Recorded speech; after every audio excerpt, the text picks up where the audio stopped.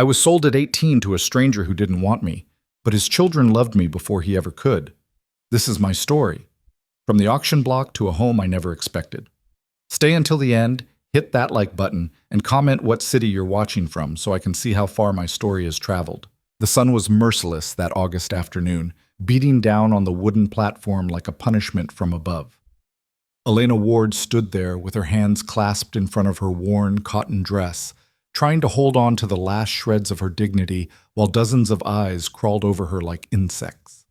The auctioneer's voice boomed across the town square, a theatrical barker turning human desperation into entertainment. 18 years old, healthy, strong, can cook, clean, and mend. No family debts transfer with purchase. Elena's jaw clenched. No family debts. That was the selling point, the reason she was here. Her father had died 6 months ago, leaving behind nothing but whiskey bottles and I owe us that stretched across 3 counties. The bank had taken their house, the general store had taken their furniture, and now the final creditor, a thin-lipped man named Dalton, who ran the town's largest mercantile, had decided to recoup his losses by putting her on this platform. It wasn't technically legal, everyone knew that, but this was frontier Colorado in 1882, where the law bent easy for men with money and broke completely for girls with none. Do I hear $50? Elena forced herself to breathe. In, out, in, out. Don't cry. Don't show them fear. Her mother had died when she was 12, and in those last fevered hours she'd gripped Elena's hand and whispered, "Whatever happens, baby girl, you keep your spine straight. You hear me? Straight." Elena's spine was straight now, rigid. If she relaxed even a fraction, she'd collapse. The crowd was a blur of faces, ranch hands with tobacco-stained teeth, shop owners with calculating eyes, and a few women who looked at her with something between pity and contempt. One man in the front, a heavy-set cattle buyer named Morrison, was grinning. Elena had seen that grin before, directed at Sally Jenkins, who worked at the saloon. Sally had warned her once, "Men like Morrison don't buy women to clean their houses, honey." $50, Morrison called out, his voice thick with something that made Elena's skin crawl. The auctioneer pointed at him with theatrical flair. "50 from Mr. Morrison. Do I hear 60? Silence. Elena's heart hammered against her ribs. She'd heard stories about Morrison's ranch, about the help he hired, and how they rarely stayed more than a few months before disappearing to other towns, other territories, their eyes hollow, and their spirits broken. 50 going once! Elena's eyes darted across the crowd, desperate, searching for what? A miracle? Those didn't exist. Not for girls like her. 50 going twice! She closed her eyes. Maybe if she pretended hard enough, she could be somewhere else. The meadow behind their old house, maybe, where she and her mother used to pick wildflowers. Before the sickness, before the debts, before everything turned to ash. Wait. The voice came from the back of the crowd, quiet but carrying. Elena's eyes snapped open. A man stood there, separate from the pack, one hand raised.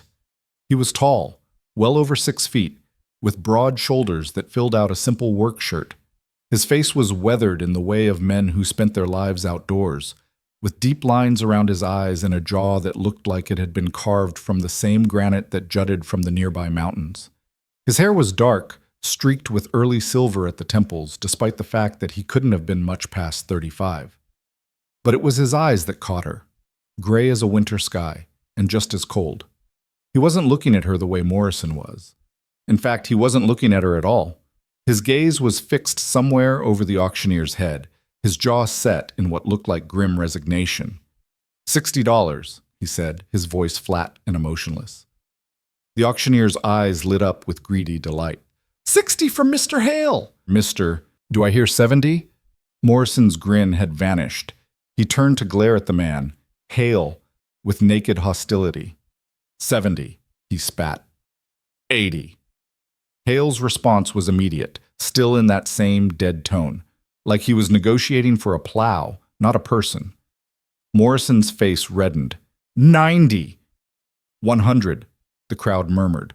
$100 was serious money, a quarter of what a decent horse cost, more than most men earned in 3 months. Morrison looked like he wanted to bid again, but his companion, a wiry ranch hand, leaned over and whispered something urgent in his ear. Morrison's mouth twisted into an ugly shape, but he didn't raise his hand again. The auctioneer scanned the crowd, his voice rising with showman's enthusiasm. $100. Do I hear 110? 100 going once, going twice. He slammed his gavel down with a crack that made Elena flinch. Sold to Marcus Hale. Just like that, it was over. Elena Ward, daughter of James Ward and Catherine Ward née Sullivan, had been sold for the price of a good plow horse. The world seemed to tilt sideways. Her legs felt like water, but she forced them to hold. Straight spine. Her mother's voice echoed in her memory. Straight spine, baby girl. Dalton, the mercantile owner who'd arranged this whole spectacle, appeared at her elbow with a satisfied smirk. Off you go, then. Mr. Hale's a respectable rancher, Ward. You could have done much worse. His eyes flicked to Morrison, who was shoving his way out of the crowd. Much worse. Elena descended the platform on shaking legs. The crowd parted for her like she was diseased, their entertainment now concluded. She could feel their eyes on her back, judging, pitying, already forgetting. Marcus Hale hadn't moved from his position at the rear of the square. As she approached, escorted by Dalton like property being delivered, she got her first clear look at him. Up close, he was even more imposing, not just tall but solidly built, with the kind of strength that came from years of hard labor. His hands, hanging loose at his sides, were scarred and calloused, a working man's hands. But it was his face that troubled her most. It wasn't cruel. She'd learned to recognize cruelty in the months since her father's death, in the faces of creditors and neighbors who'd turned their backs. Hale's face was worse than cruel. It was empty, like someone had scooped out everything inside and left just the shell. Here she is, Marcus, Dalton said cheerfully, as if they were concluding a pleasant business transaction. Healthy as advertised. You've got yourself a good bargain. Hale's gray eyes finally dropped to Elena's face. The look lasted maybe 3 seconds, a flat, assessing glance, before he turned back to Dalton. I need a receipt. Of course, of course. Dalton produced a pre-written document from his jacket. Just need your signature. Standard contract. She's bound to your service for a period of no less than 3 years in exchange for room, board, and reasonable care. All legal and proper. Elena's stomach churned. 3 years. She was contracted to this silent stranger for 3 years. Hale took the paper without reading it and signed his name in quick, harsh strokes. His handwriting was surprisingly neat, the hand of a man with at least some education. He handed it back to Dalton along with a roll of bills that he pulled from his shirt pocket. Dalton counted it with obvious pleasure. Pleasure doing business, Marcus. You need anything else? You know where to find me. Hale said nothing. He just turned and started walking toward the edge of the square, where a wagon and 2 horses waited. After 3 steps, he paused and looked back at Elena, as if suddenly remembering she existed. You coming or not? It wasn't a question, not really. Elena glanced back at the town square, at the platform where she'd been sold, at the dispersing crowd, at the town that had once been her home and was now just a place full of ghosts. She had no money, no family, nowhere to go. She followed him. The wagon was functional but well-maintained, the horses healthy and calm. Hale climbed up onto the driver's seat without offering to help her. Elena gathered her skirts and pulled herself up onto the bench beside him, her small canvas bag, containing literally everything she owned, clutched in her lap. He clicked his tongue, and the horses started forward. They moved through the town in silence, past the church and the saloon and the general store where she used to buy penny candy with her mother, past the boarding house where she'd been staying, crammed into a room with 2 other women and barely able to afford the weekly rent, past all the life she'd known. The silence stretched and stretched.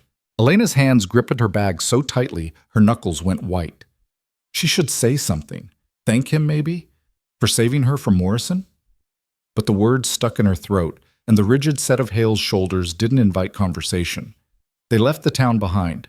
The road became a dirt track winding through golden grass and scattered pine trees, the mountains rising in the distance like sleeping giants.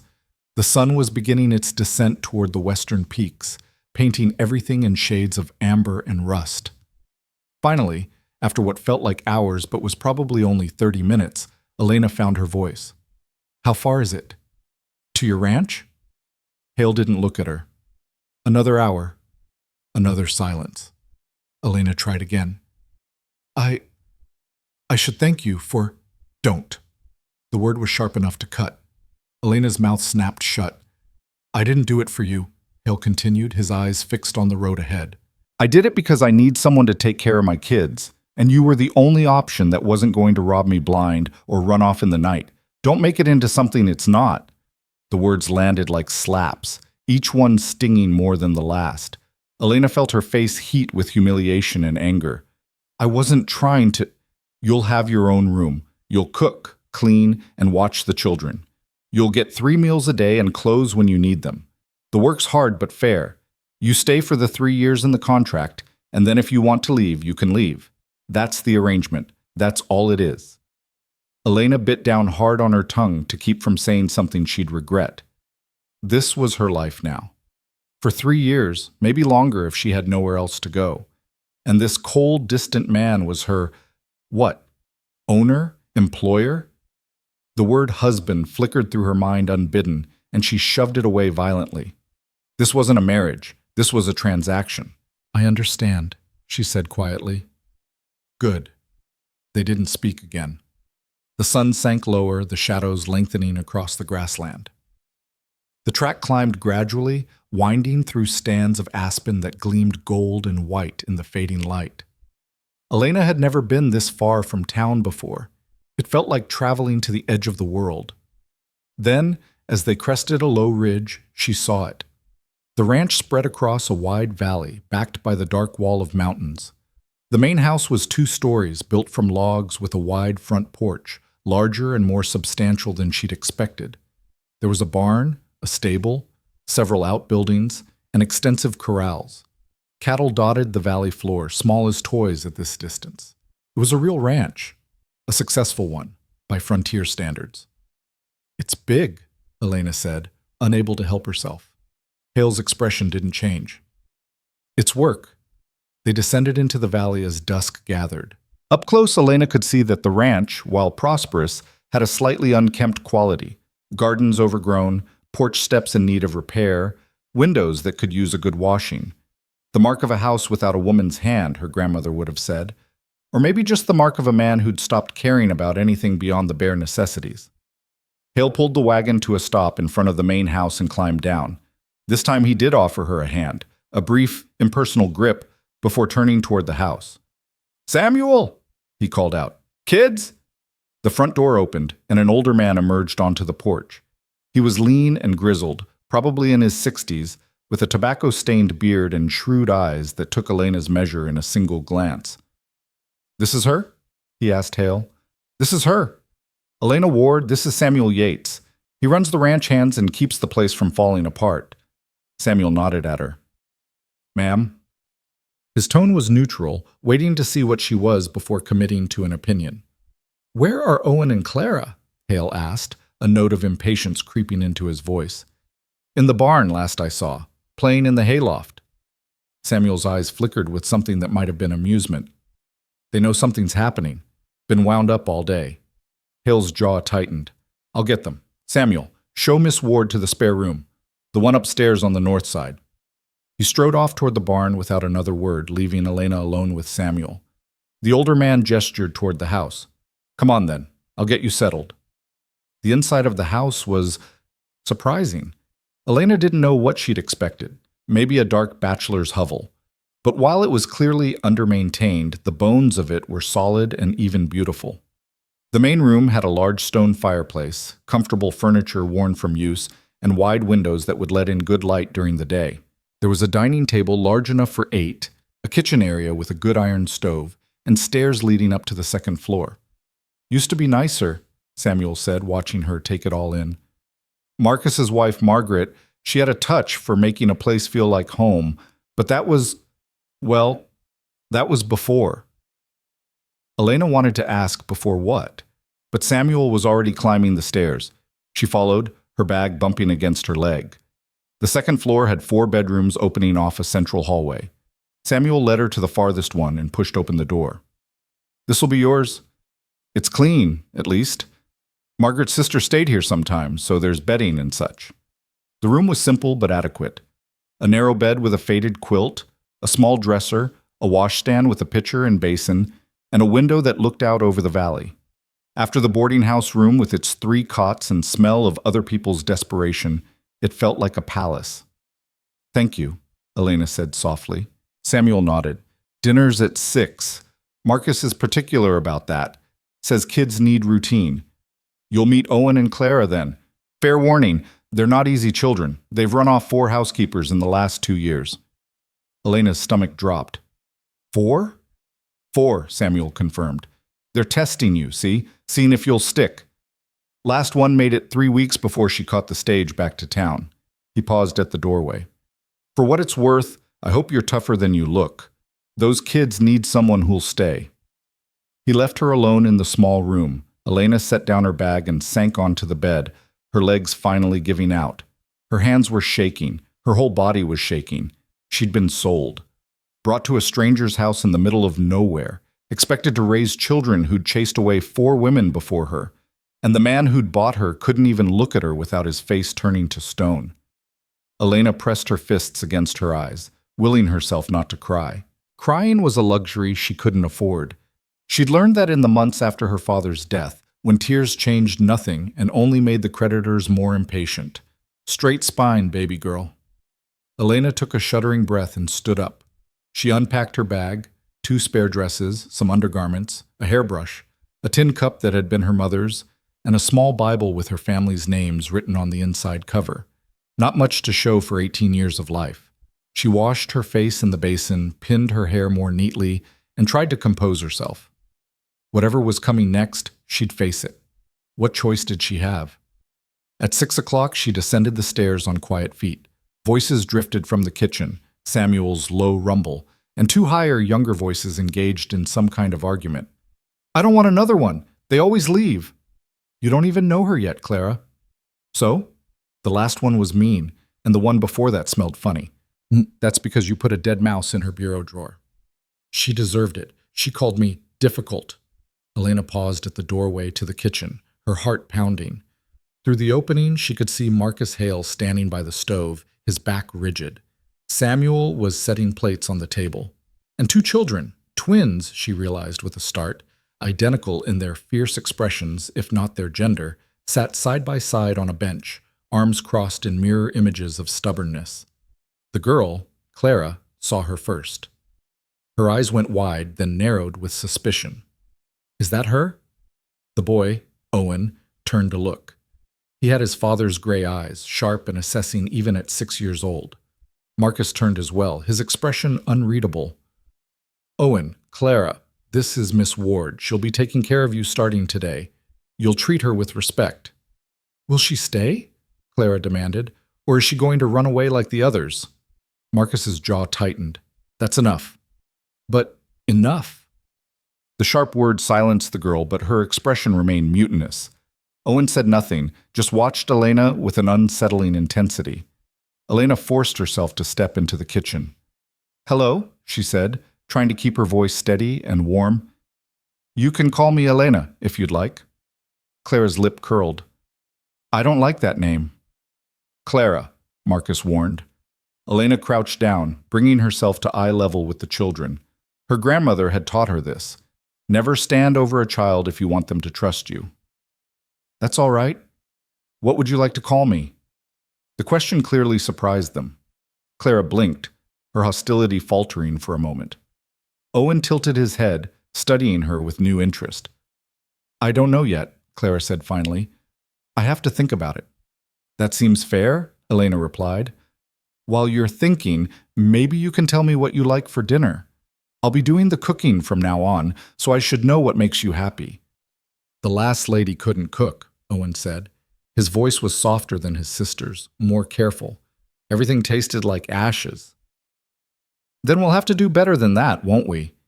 Elena smiled at him, and after a moment she saw something flicker in his face. Not quite a smile back, but close. Clara, however, wasn't ready to be won over. "You won't last," she said flatly. "They never do.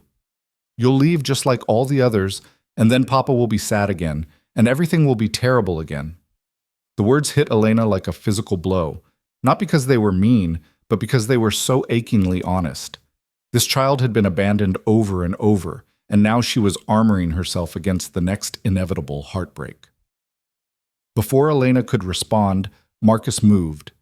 He placed a hand on Clara's shoulder, the first gentle gesture Elena had seen from him. "That's enough for now.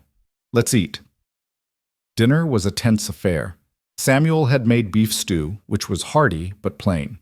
Elena ate quietly, watching the family dynamics play out around the table. Marcus spoke little, answering the children's questions in short sentences. Clara tested boundaries with almost every statement, while Owen watched and calculated. They were both frighteningly intelligent for 6-year-olds, and already skilled at reading the adults around them. "Can Elena tell us a story after dinner?" Owen asked suddenly. Marcus looked at Elena, his expression neutral. "Can you?" Elena swallowed. Yes, I know a few stories." "The last one only knew boring stories about princesses," Clara said dismissively. "I hate princesses." "What about a story about a dragon?" Elena offered. Clara's eyes lit up despite herself. "A real dragon? Not a nice one? A very real, very grumpy dragon who hoards gold and eats knights for breakfast." For the first time, Clara smiled, small but genuine. "Okay, you can tell us that one." After dinner, Elena found herself in the children's shared bedroom, a space that was chaotic but clearly loved, full of toys and books and drawings pinned to the walls. The twins climbed into their separate beds, watching her expectantly. Marcus stood in the doorway, his arms crossed. 15 minutes, he said. "Then lights out." Elena nodded and sat in the chair between the two beds. She told them the story of Thornback the dragon, a tale her mother used to tell her, embellishing as she went. Clara hung on every word, gasping at the scary parts. Owen listened more quietly, but she could see his mind working, imagining each scene. When she finished, she tucked them both in, Clara grudgingly allowing it, Owen accepting it with something like relief. "Will you be here in the morning?" Owen asked, his voice very small. Elena's heart clenched. "Yes, I promise." "They all promise," Clara muttered, but there was less venom in it than before. "I know," Elena said honestly, "but I mean it. I'll be here." She didn't know if they believed her. She wasn't sure if she believed herself, but it was the only thing she could offer. She left them in the dark and found Marcus waiting in the hallway.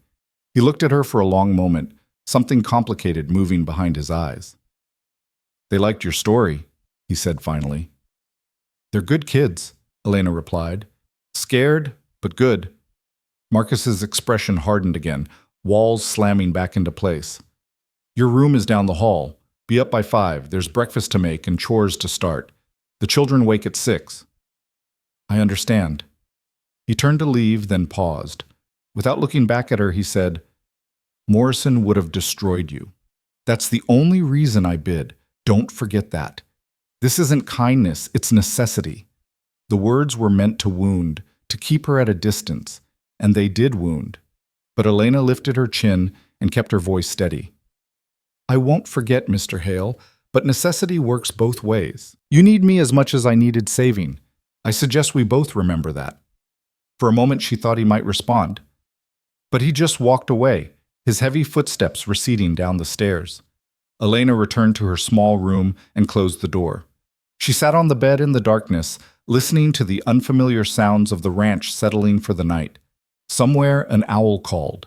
The wind whispered through the eaves. In the distance, cattle lowed softly. She was here. She had survived the auction block, the terrible ride, the awkward dinner. She had a room, a bed, food in her belly. She had made 2 children smile, even if only for a moment. It wasn't freedom, but it was a chance. Elena lay down on the narrow bed, still fully dressed, and stared at the ceiling. Tomorrow would bring its own challenges. She'd have to learn the household routines, figure out what Marcus expected, find ways to reach the wary twins. She'd have to prove she could stay when all the others had left. But tonight, she was here. And that would have to be enough. As exhaustion finally pulled her under, Elena's last conscious thought was of her mother's words. "Straight spine, baby girl." Her spine was straight, battered, bent, but not broken. Not yet. Tomorrow, she would wake up in this strange house, in this life she never chose, and she would begin the work of surviving. Not just surviving, maybe, if she was very lucky and very strong, actually living. The frontier was a hard place for soft hearts, but Elena Ward had learned, in the crucible of her father's death and her own desperate auction, that she was harder than she looked. She would need to be. Because this was only the beginning. Elena woke to darkness and the sound of roosters crowing in the distance. For a disoriented moment, she didn't know where she was. The bed was wrong, the sounds were wrong, everything was wrong. Then memory crashed back like cold water. The auction, Marcus Hale, the ranch, the twins. She sat up quickly, her heart racing. What time was it? 5 o'clock, Hale had said. Be up by 5. She fumbled for matches on the small table beside her bed and lit the oil lamp with shaking hands. The weak light revealed her sparse room, her canvas bag still sitting on the floor where she'd left it. Through the window, she could see the faintest gray line on the eastern horizon. Dawn was coming, but it wasn't here yet. Elena dressed quickly in the dim light, splashing cold water on her face from the basin. Her reflection in the small mirror above the dresser looked pale and uncertain, a girl playing at being a woman, trying to fill shoes too big for her feet. She pinned her hair back severely, trying to look older, more capable than she felt. The house was silent as she crept downstairs, the wooden steps creaking under her feet despite her careful movements. The main room was cold, the fireplace dead and full of ash. Elena paused, uncertain. Should she start the fire? Make coffee? Where was the kitchen supplies kept? Matches are in the tin on the mantel. Coffee's in the cupboard left of the stove. Use the water from the pump outside. Elena spun around, her hand flying to her chest. Marcus Hale stood in the doorway to what must be his bedroom, fully dressed despite the early hour. His gray eyes were alert, showing no signs of sleepiness. How long had he been awake? I didn't hear you, Elena said, hating how her voice shook. That was obvious. He moved past her toward the fireplace, so close she could smell wood smoke and leather. I'll start the fire. You get the coffee going. The ranch hands will be here at 5:30 expecting breakfast, and they don't like to wait. How many? Elena asked, already moving toward the kitchen. 6, including Samuel, plus you, me, and the twins. 9 total. Elena's mind raced as she found the coffee tin. 9 people for breakfast, and she'd never cooked for more than 3 in her life. The kitchen was unfamiliar, the stove different from the one she'd learned on. She had 30 minutes, maybe less. She found the pump outside just as Marcus had said, filling the large pot with cold, clear water. The morning air was sharp and clean, carrying the scent of pine and cattle. In the distance, she could see lantern lights moving in the barn, the ranch hands starting their day. Back inside, Marcus had the fire going, flames already licking at fresh logs. He didn't look at her as she passed, focused on adjusting the flue. Elena got the coffee started, then began searching the pantry. Eggs, bacon, flour, lard, breakfast staples. She could work with this. Her hands moved automatically, falling into rhythms her mother had taught her. Slice the bacon, lay it in the pan. Mix flour and salt for biscuits. Crack eggs into a bowl for scrambling. The familiar task steadied her nerves, gave her something to focus on besides the silent man by the fireplace and the unknown day stretching ahead. The bacon was sizzling when Samuel entered through the front door, stomping mud from his boots. He nodded at Elena. Smells good already. Better than Marcus's cooking, that's for sure. I heard that, Marcus said dryly from the fireplace. Meant you two. Samuel poured himself coffee, watching Elena work with undisguised curiosity. You know how to make biscuits? Last girl tried, but they came out hard as rocks. My mother taught me, Elena said, cutting the dough and placing rounds on the baking sheet. They should be fine. Other ranch hands began filtering in, men with weathered faces and rough hands, smelling of horses and morning cold. They introduced themselves. Tom, a quiet man with a scar across his cheek. Jake and Jesse, brothers who looked nearly identical. Ramon, whose accent spoke of Mexican heritage, and a young man named Billy, who couldn't be more than 16. They were polite but reserved, clearly waiting to see what kind of person she was before committing to friendliness. Elena served breakfast as the men took their places at the long table. The biscuits had risen properly, golden and flaky. The bacon was crisp, the eggs fluffy. As the men ate, she saw shoulders relax, heard murmurs of approval. It was just food, but it mattered.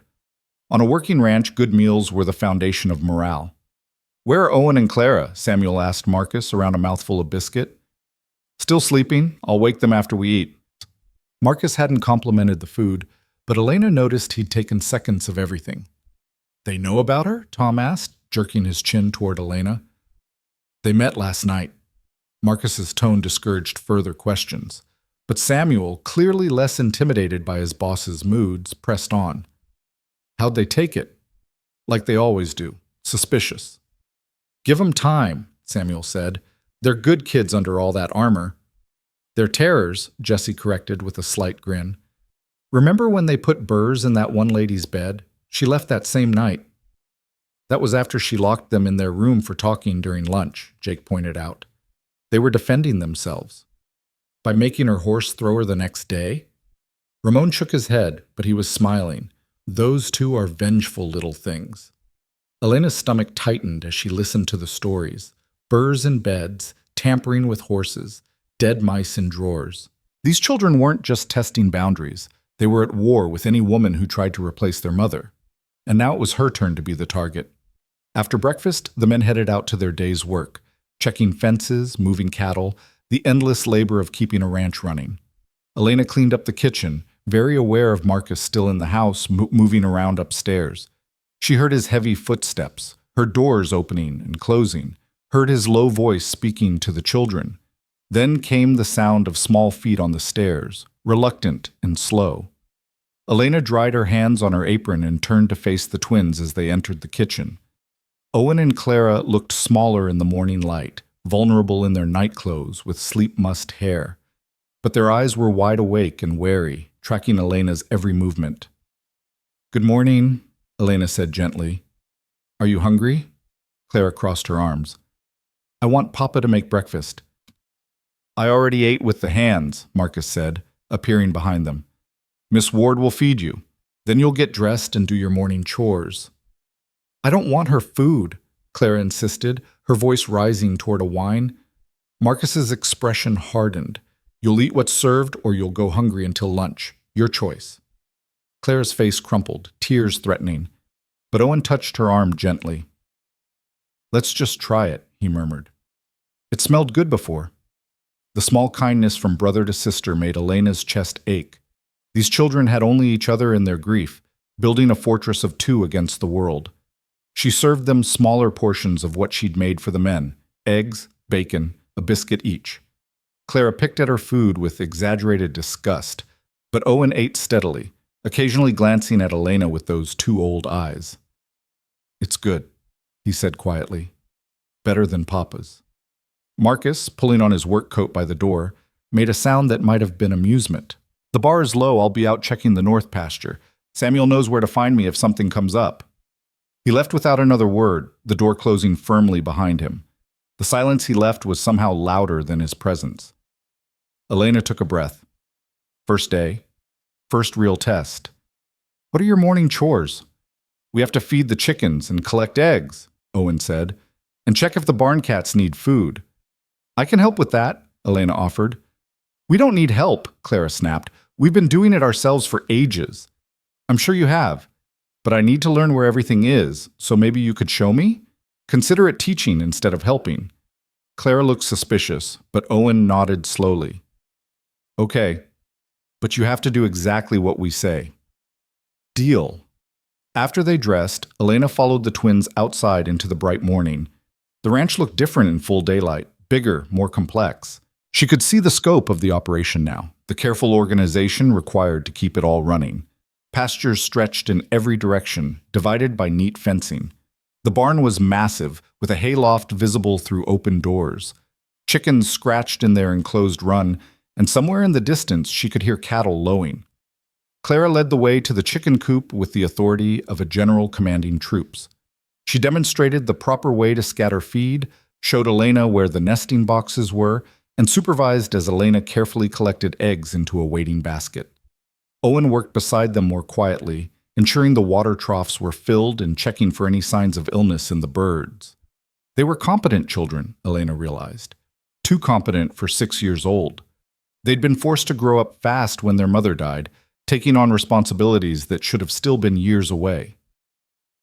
"How long have you been taking care of the chickens?" Elena asked. "Since Mama died," Clara said matter-of-factly. "Papa said we needed to be useful, so we learned." 2 years, Owen added softly. "We were 4. 4 years old. Babies, really." Elena's throat tightened, but she kept her voice steady. "You do a very good job. The chickens look healthy and well cared for." Clara studied her suspiciously, looking for signs of condescension. Finding none, she shrugged. "It's not hard. Chickens are stupid." From the chicken coop, they moved to the barn. Elena was expecting a dark, musty space, but instead found it well ventilated and organized. Horses occupied stalls on one side, their heads turning to watch as the 3 of them entered. On the other side, she glimpsed milk cows and more equipment than she could identify. "That's Thunder," Owen said, pointing to a large bay gelding. "He's Papa's horse. And that's Sweet Pea. She's old but nice. And that one is Demon." "His real name is Midnight," Clara corrected, "but we call him Demon because he bites everyone except Papa and Ramon." As if on cue, the black horse in question pinned his ears back and showed his teeth. Elena took a prudent step backward. The barn cats appeared as if summoned, 3 lean, half-wild creatures who tolerated the children but fled when Elena tried to approach. Clara laughed at her, the first genuine laugh Elena had heard from her. "They don't like strangers. It takes months before they'll let you touch them." "Then I'll have to be patient," Elena said. "You won't be here in months," Claire replied, all humor vanishing. "So it doesn't matter." Before Elena could respond, Owen called out from the hayloft ladder, "Clara, come look! There's new kittens!" Clara's eyes went wide with excitement, and she scrambled up the ladder with practiced ease. Elena followed more carefully, emerging into the sweet-smelling hayloft. In a shadowy corner, one of the barn cats had indeed made a nest, and 3 tiny kittens mewled beside her. "Oh," Clara breathed, all her hardness melting away. "They're so small." "Can we hold them?" Owen asked. "Not yet," Elena said. "Mama Cat needs to trust us first. But we can watch from here, if we're very quiet." They sat in the hay, the 3 of them, watching the tiny family. The mother cat eyed them warily but didn't flee, apparently deciding they weren't an immediate threat. The kittens, eyes still closed, wiggled and mewed, searching for warmth. "When Mama died," Clara said suddenly, her voice very small, "I used to pretend she was just sleeping, that if I was quiet enough, I wouldn't wake her and she'd be okay." Owen reached over and took his sister's hand. Neither of them looked at Elena, but she felt the trust in this moment, the fact that they'd spoken of their mother in her presence. "I used to do the same thing," Elena said softly. "When my mother died, I'd set her place at the table for weeks, pretending she was just in the other room." Clara's head turned sharply. "Your mama died too?" "When I was 12. She got a fever that wouldn't break. My father and I did everything we could, but—" Elena's voice trailed off. "Some things you can't fix, no matter how hard you try." "That's what killed our mama too," Owen whispered. "A fever. Papa wouldn't let us see her at the end. He said she wouldn't want us to remember her that way." "I'm sure he was trying to protect you." "But we wanted to say goodbye," Clara said, and now tears were sliding down her cheeks. "We wanted to tell her we loved her one more time, and he wouldn't let us. And then she was just gone." Elena's own eyes burned. She wanted to gather these children into her arms, but she sensed they'd bolt if she tried. So instead, she stayed still and let them grieve. "I'm sorry," she said. "That wasn't fair to you." "Papa was different after," Owen continued. "Before, he used to smile sometimes. He'd play with us and tell us stories and carry us on his shoulders. But after Mama died, it was like he died too, except his body forgot to stop walking around." The description was so achingly accurate that Elena felt it like a physical blow. She'd seen that same quality in Marcus Hale, a man hollowed out by grief, functioning but not living. "People grieve differently," Elena said carefully. "Maybe your papa needed to shut down for a while to survive. That doesn't mean he stopped loving you." It feels like he did, Clara said bitterly. He barely talks to us. He never plays anymore. And he keeps bringing women here to take Mama's place, but none of them stay, and each time they leave, it hurts again. I'm not here to take your mother's place, Elena said firmly. No one could do that. Your mama was yours and no one else's. I'm just here to help, that's all. Clara turned to look at her directly for the first time, searching Elena's face. Do you promise you won't try to be our new mama? I promise. And do you promise you won't leave when we're mean to you? Elena hesitated. Honesty mattered here. I promise I'll try very hard to stay. I can't promise I'll be perfect, but I can promise I won't give up easily. It wasn't the answer Clara wanted. Elena could see that in the way the girl's face closed off again, but Owen nodded slightly, as if he respected the truth more than a false guarantee. They climbed down from the hayloft and finished the barn chores in contemplative silence. As they walked back to the house, Clara suddenly grabbed Elena's hand. The gesture was brief, over almost as soon as it began, but it happened. Progress. Tiny, fragile, but real. The rest of the morning passed in a blur of domestic labor. Elena washed the breakfast dishes, swept the floors, and began taking inventory of the house. It was more overwhelming than she'd expected. The place wasn't dirty exactly, but it was neglected. Windows that needed washing, curtains that needed mending, furniture that needed polishing. It would take weeks to bring it back to proper order. The twins shadowed her for part of the morning, testing her with small provocations. Clara accidentally knocked over a vase of dried flowers. Owen tracked mud through the kitchen right after she'd mopped. Elena cleaned up both messes without comment, refusing to rise to the bait. By midday, she was exhausted. She made sandwiches for lunch, simple fare, but the twins ate without complaint. They were settling into an uneasy truce, all three of them feeling out the boundaries of this new arrangement. After lunch, Samuel appeared at the door. Marcus wants the kids brought out to the south pasture. They usually ride with him a few times a week, learn the ranch. Can Elena come? Owen asked, surprising everyone. Samuel glanced at Elena, one eyebrow raised. You know how to ride? A little. It's been a while. Good enough. Sweet Pea's gentle, she won't throw you. Samuel's weathered face creased into something almost like a smile. Might do you good to see the operation, understand what Marcus is trying to build here. An hour later, Elena found herself on horseback for the first time in years, following Samuel and the twins across the golden grassland. Sweet Pea was indeed gentle, responding to the lightest touch on the reins. The twins rode their own ponies with confident ease, children who'd grown up in the saddle. The south pasture revealed dozens of cattle grazing peacefully, watched over by Marcus and Ramon. Marcus looked up as they approached, his expression unreadable when he saw Elena.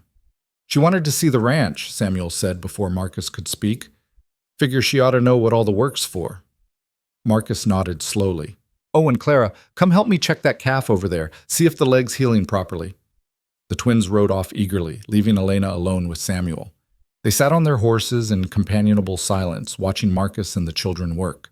From a distance, she could see him soften slightly around his kids, not smiling, but present in a way he wasn't in the house. He showed Owen how to approach the nervous calf, let Clara help examine the injured leg, praised them both when they did well. He's a good father, Elena said quietly, when he lets himself be. He's a broken man, Samuel corrected, not unkindly. But yeah, he tries, more than some would in his position. What happened? To his wife? Samuel was quiet for a long moment. Margaret got sick 3 years back. Childbirth fever that never quite cleared, then came back strong 2 years ago. We got the doctor from town, but by the time he arrived, he shook his head. She lasted 3 days. Conscious enough to know she was dying, which was maybe the worst part. She made Marcus promise to take care of the kids, to not let his grief destroy him. He promised. But some promises are harder to keep than others.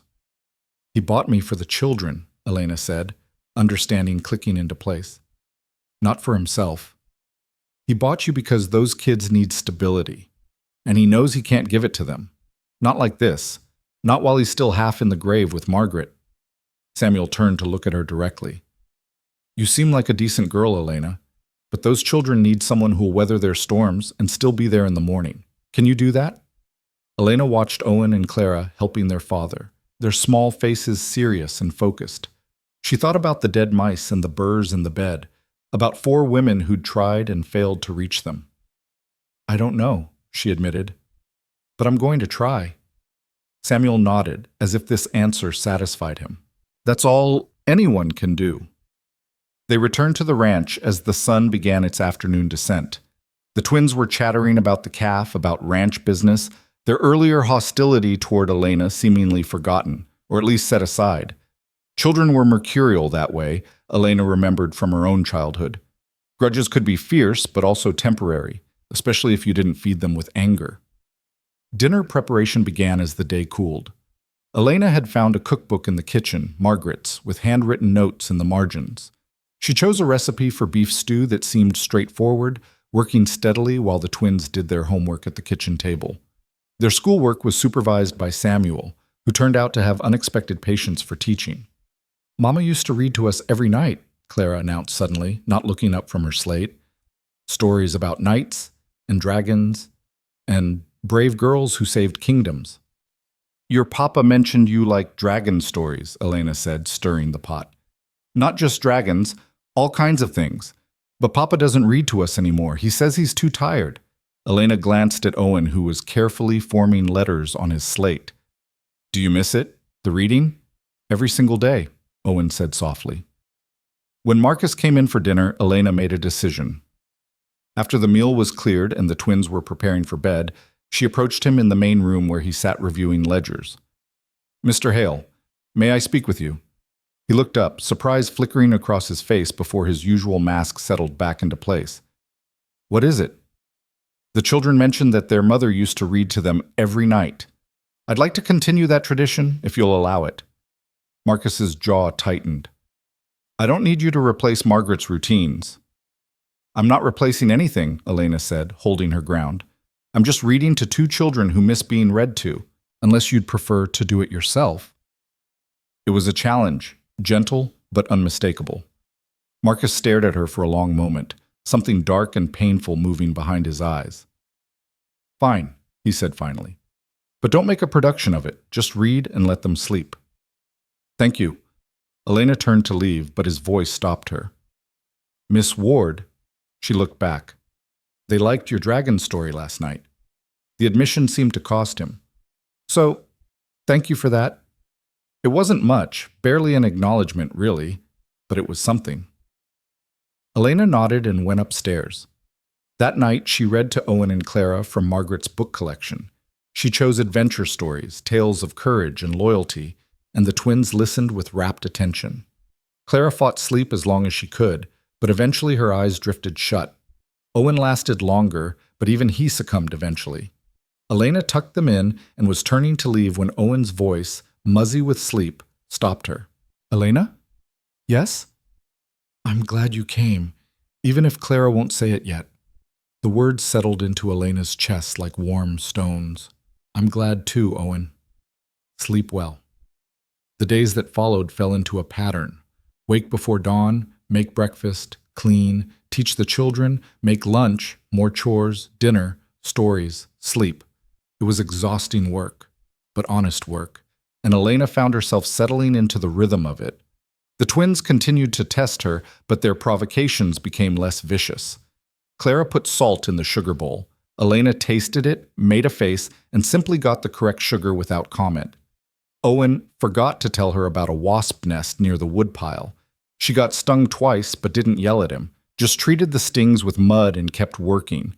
Each test she passed seemed to crack their armor a little more. By the end of the first week, Clara was sometimes helping with dishes without being asked. Owen started showing her the ranch's hiding spots, secret places where he went when he needed to think. But Marcus remained distant, a shadow in his own house. He spoke to Elena only when necessary, conducting their interactions like business transactions. At meals, he focused on his food or his children, never on her. He left the house at dawn and didn't return until dusk, as if he couldn't bear to be in the space where his wife's memory still lingered. Elena tried not to let it bother her. She was here for the children, she reminded herself. Marcus Hale's emotional walls were his own problem.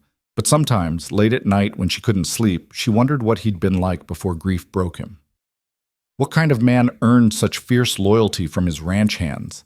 What kind of husband had loved his wife so much that her loss destroyed him? The second week brought new challenges. Clara woke up screaming from a nightmare, calling for her mother. Elena rushed to her room to find Marcus already there, holding his daughter while she sobbed.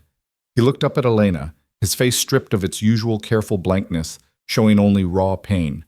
"She has them sometimes," he said roughly. "Dreams where Margaret's alive and then she remembers." "I'm sorry," Elena whispered, feeling intrusive, but Clara reached for her. "Don't go, please don't go." So Elena stayed, sitting on the edge of the bed while Marcus held his daughter. Owen appeared in the doorway, rubbing his eyes, and climbed onto the bed too. For a few minutes, they sat together in the lamplight, a broken family and the girl who'd been bought to help fix it. Marcus's eyes met Elena's over Clara's head. For just a moment, his guard dropped completely, and she saw everything: the grief, the exhaustion, the desperate hope that maybe, this time, someone would stay. Then Clara's crying softened to hiccups, and the moment passed. Marcus's walls went back up. He stood lifting Clara to settle her back under the covers. "Thank you," he said to Elena, the words stiff but sincere. "You can go back to bed." Elena nodded and left, but she heard Clara's sleepy voice drift after her. "I like her, Papa. She's not like the others." In her own room, Elena pressed her hands against her face and tried to steady her breathing. This family was broken in ways she'd barely begun to understand. The children's grief was tangled up with their fathers, creating a knot of pain that had driven away everyone who'd tried to help. But she was still here, against all odds, despite the tests and the tears and the terrible weight of it all, she was still here. And somewhere in her chest, beneath the exhaustion and the fear, a stubborn seed of determination had taken root. These children needed her. Maybe, in ways he'd never admit, Marcus needed her too. She wasn't going to abandon them. That night, lying in her narrow bed, Elena made herself a promise. She would stay. She would weather whatever storms came. She would be the steady thing in their chaos, the reliable presence in their grief. Not because a contract said she had to, not because she'd been bought and had nowhere else to go, but because Owen and Clara deserved someone who would choose to stay. And maybe, just maybe, she was starting to choose them right back.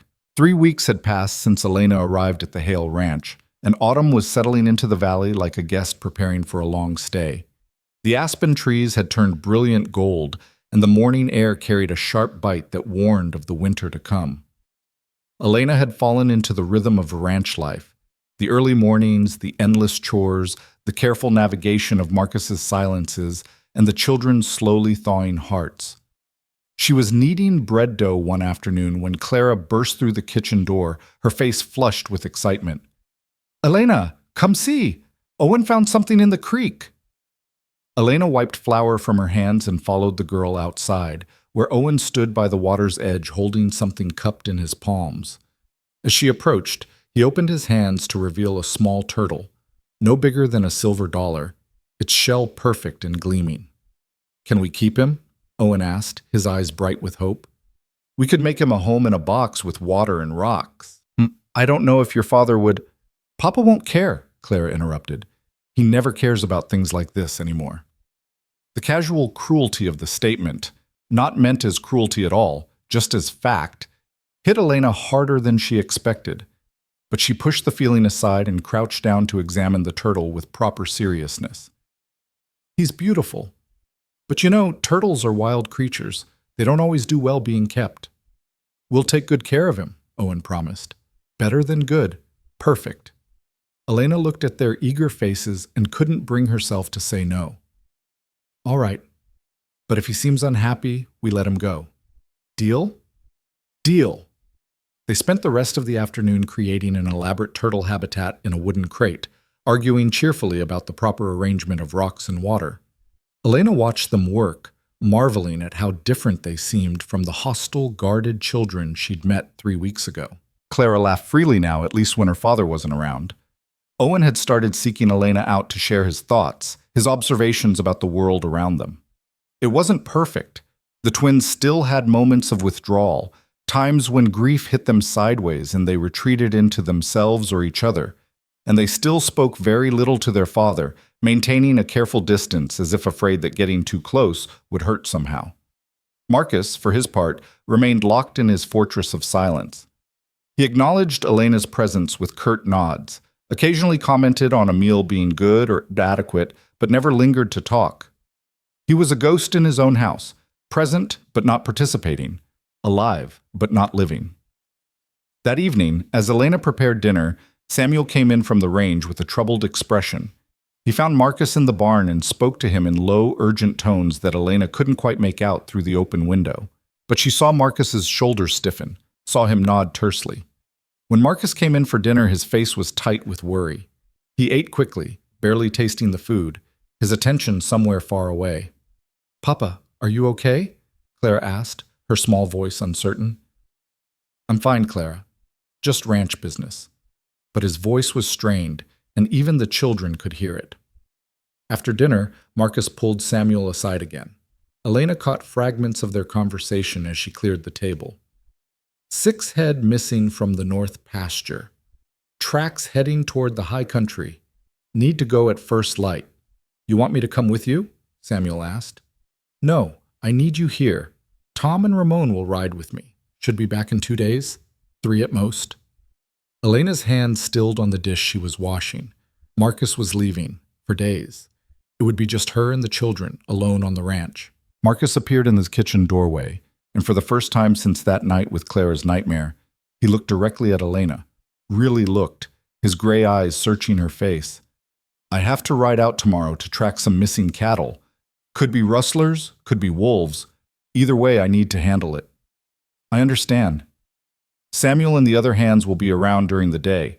If there's any trouble, send Billy to town for the sheriff." "We'll be fine," Elena said, more confidently than she felt. Marcus hesitated, something working behind his carefully controlled expression.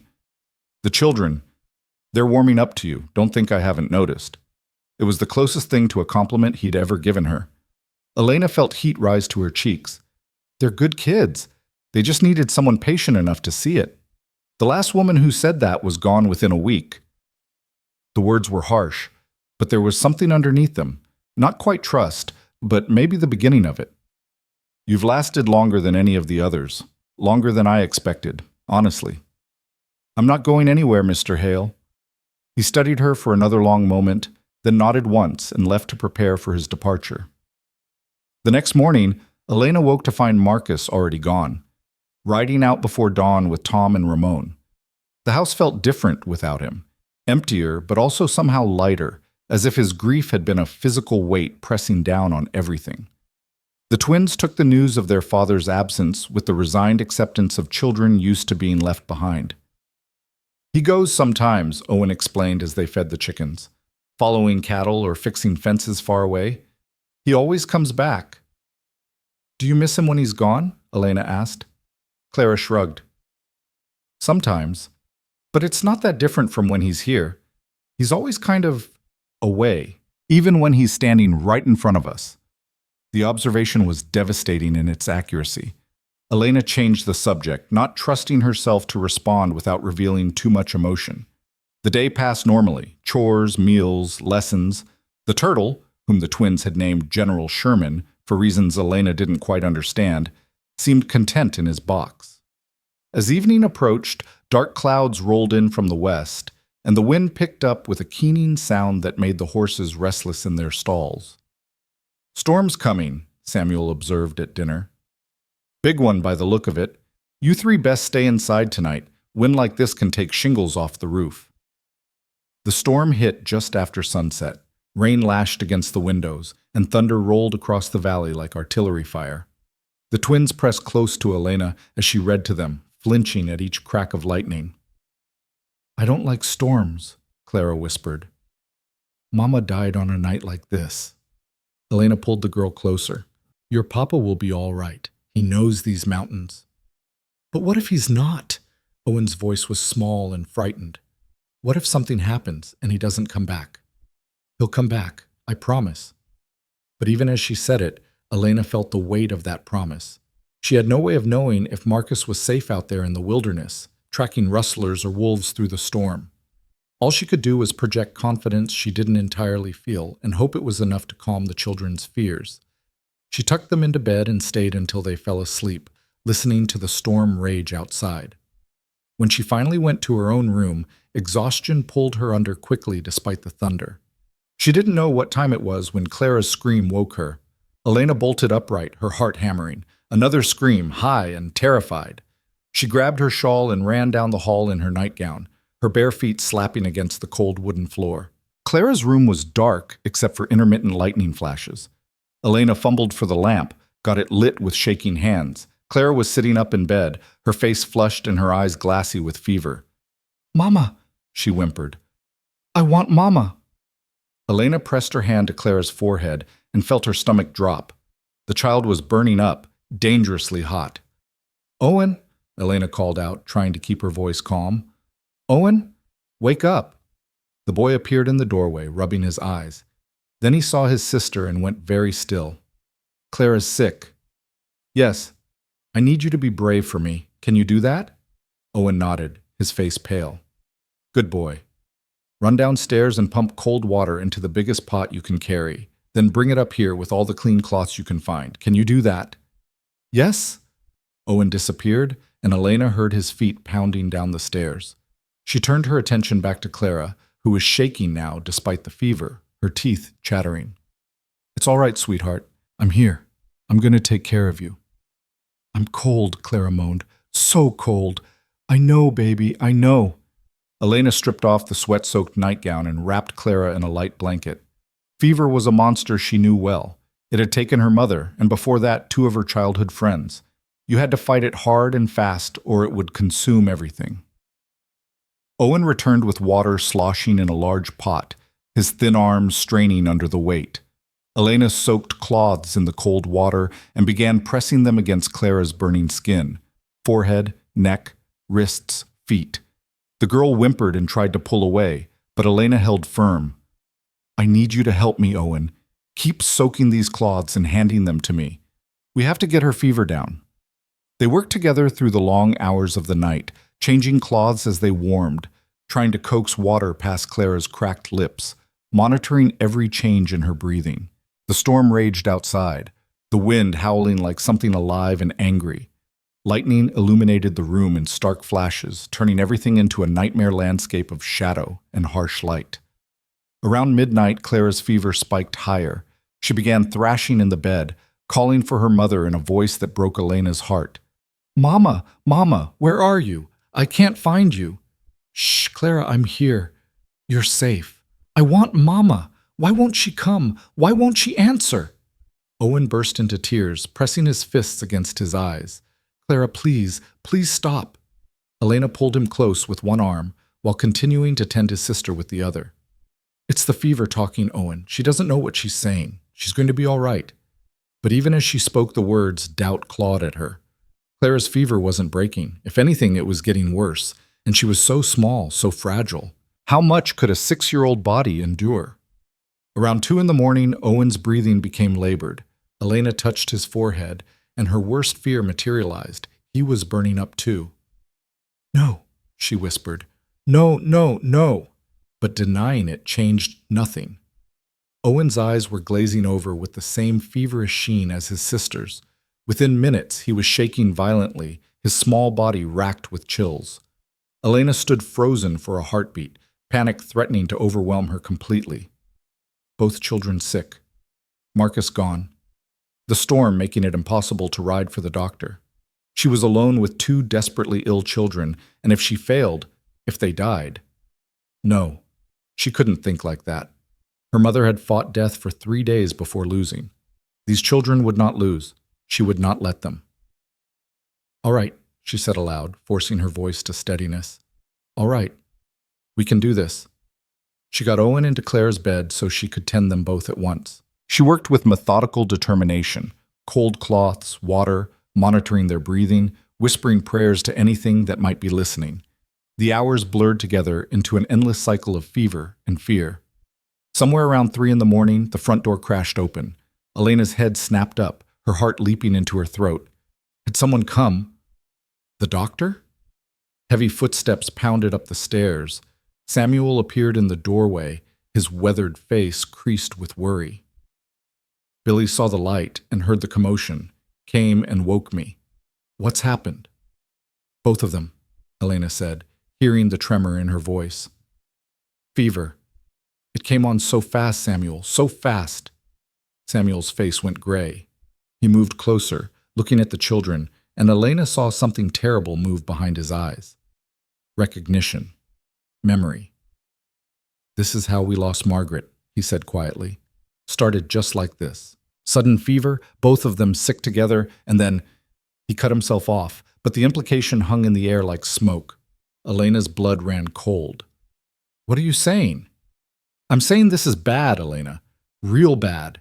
We need the doctor from town. In this storm, the roads will be rivers. Then we pray the rain stops soon. Samuel moved to the window, staring out at the deluge. Marcus is going to come home to this, and if those children... His voice broke.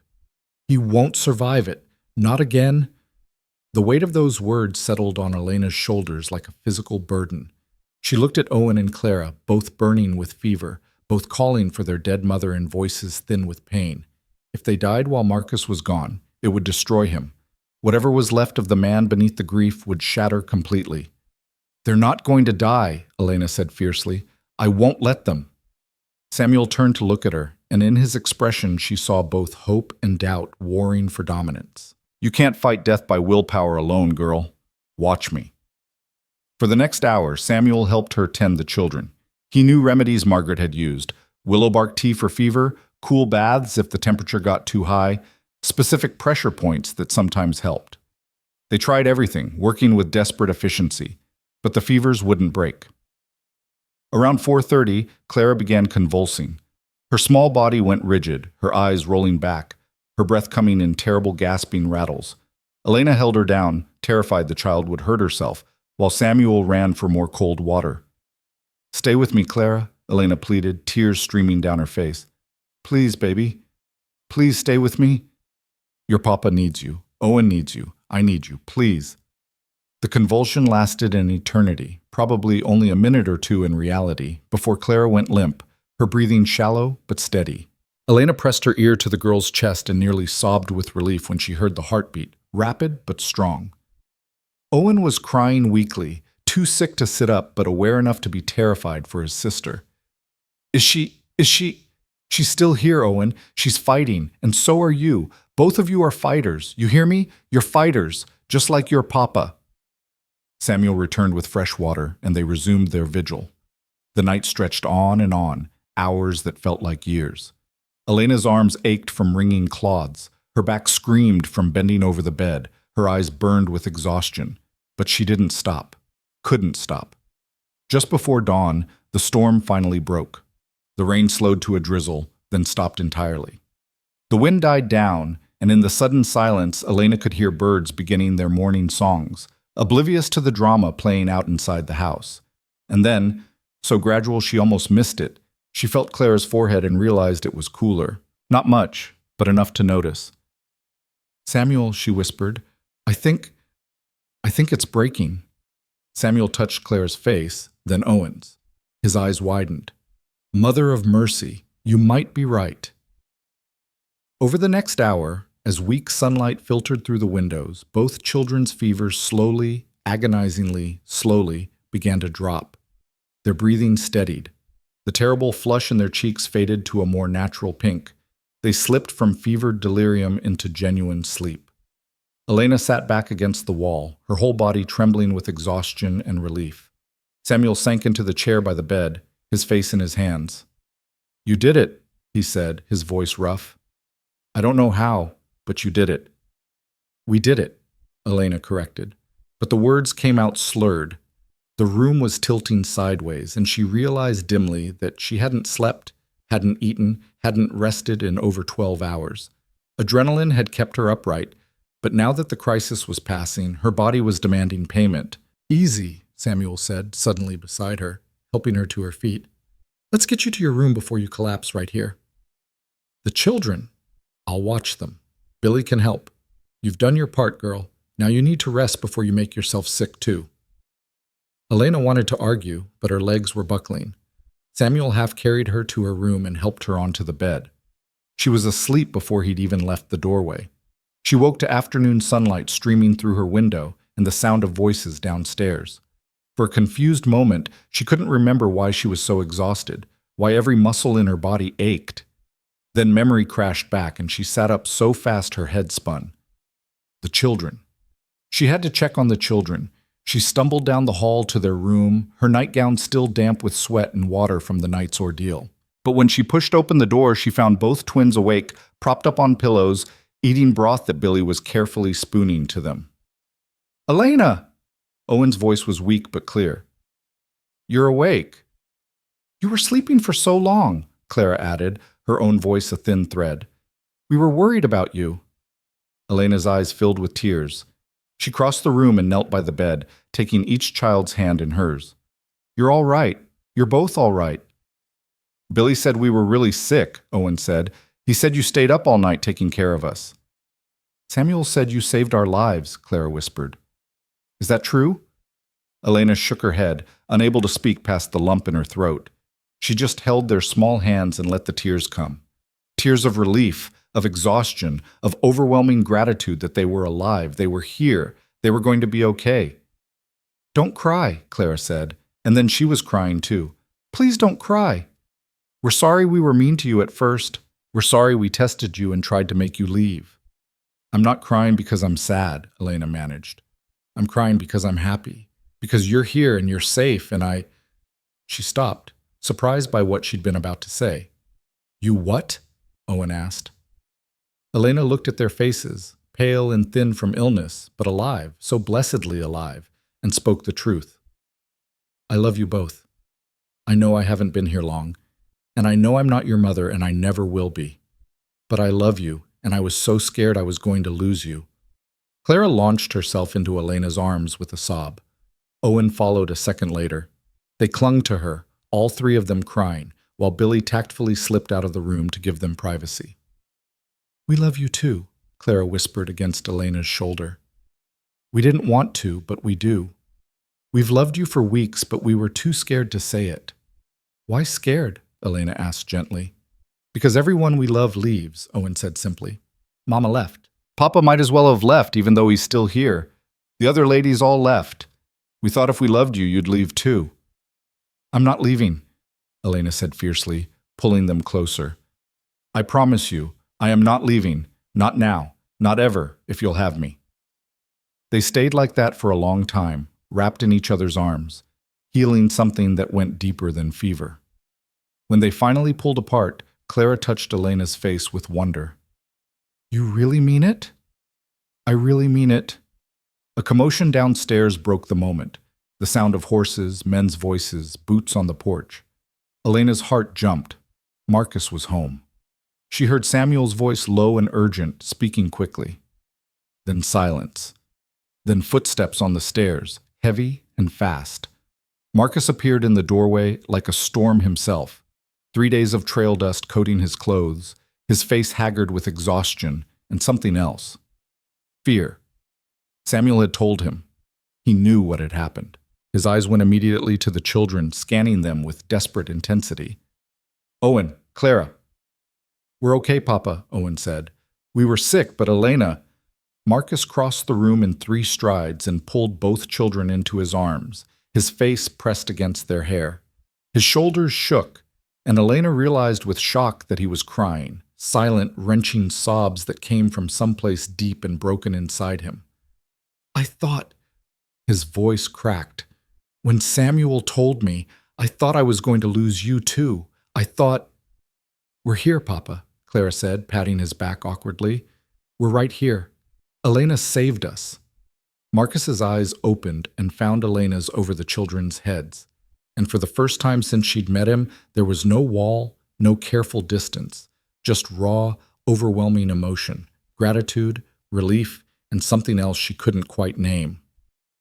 "Samuel told me what you did," he said hoarsely, "that you stayed up all night, that you fought for them when—" He couldn't finish. "They're strong," Elena said simply. "They fought too. I just helped." Marcus carefully released the children and stood, moving toward Elena. She rose as well, suddenly very aware that she was still in her nightgown, her hair loose and tangled, looking like something the storm had dragged in. "Thank you." The words were inadequate, and they both knew it. "I can never, there's no way to—" "You don't have to thank me, Mr. Hale.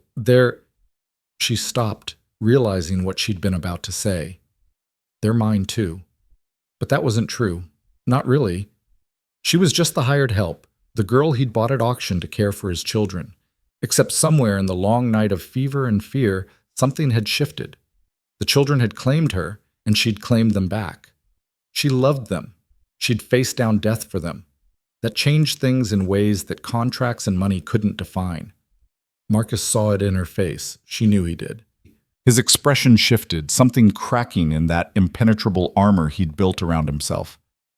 "Papa," Clara said, her voice tired. "Can Elena stay, forever and ever? Please?" Marcus looked at his daughter, then at Elena. "She has to stay," he said quietly. "We need her." It wasn't a declaration of anything beyond practical necessity. But in that moment, in the charged space between them while the children watched with knowing eyes, it felt like more. Like a door opening just a crack. Like possibility. "Then I'll stay," Elena said softly. And for the first time since his wife died, Marcus Hale smiled. It was small, rusty from disuse, and gone almost as soon as it appeared. But Elena saw it, and something in her chest unfurled like a flower reaching toward unexpected sun. They weren't fixed, not even close. The grief was still there, the trauma, the careful walls. But they'd survived the night together, and that meant something.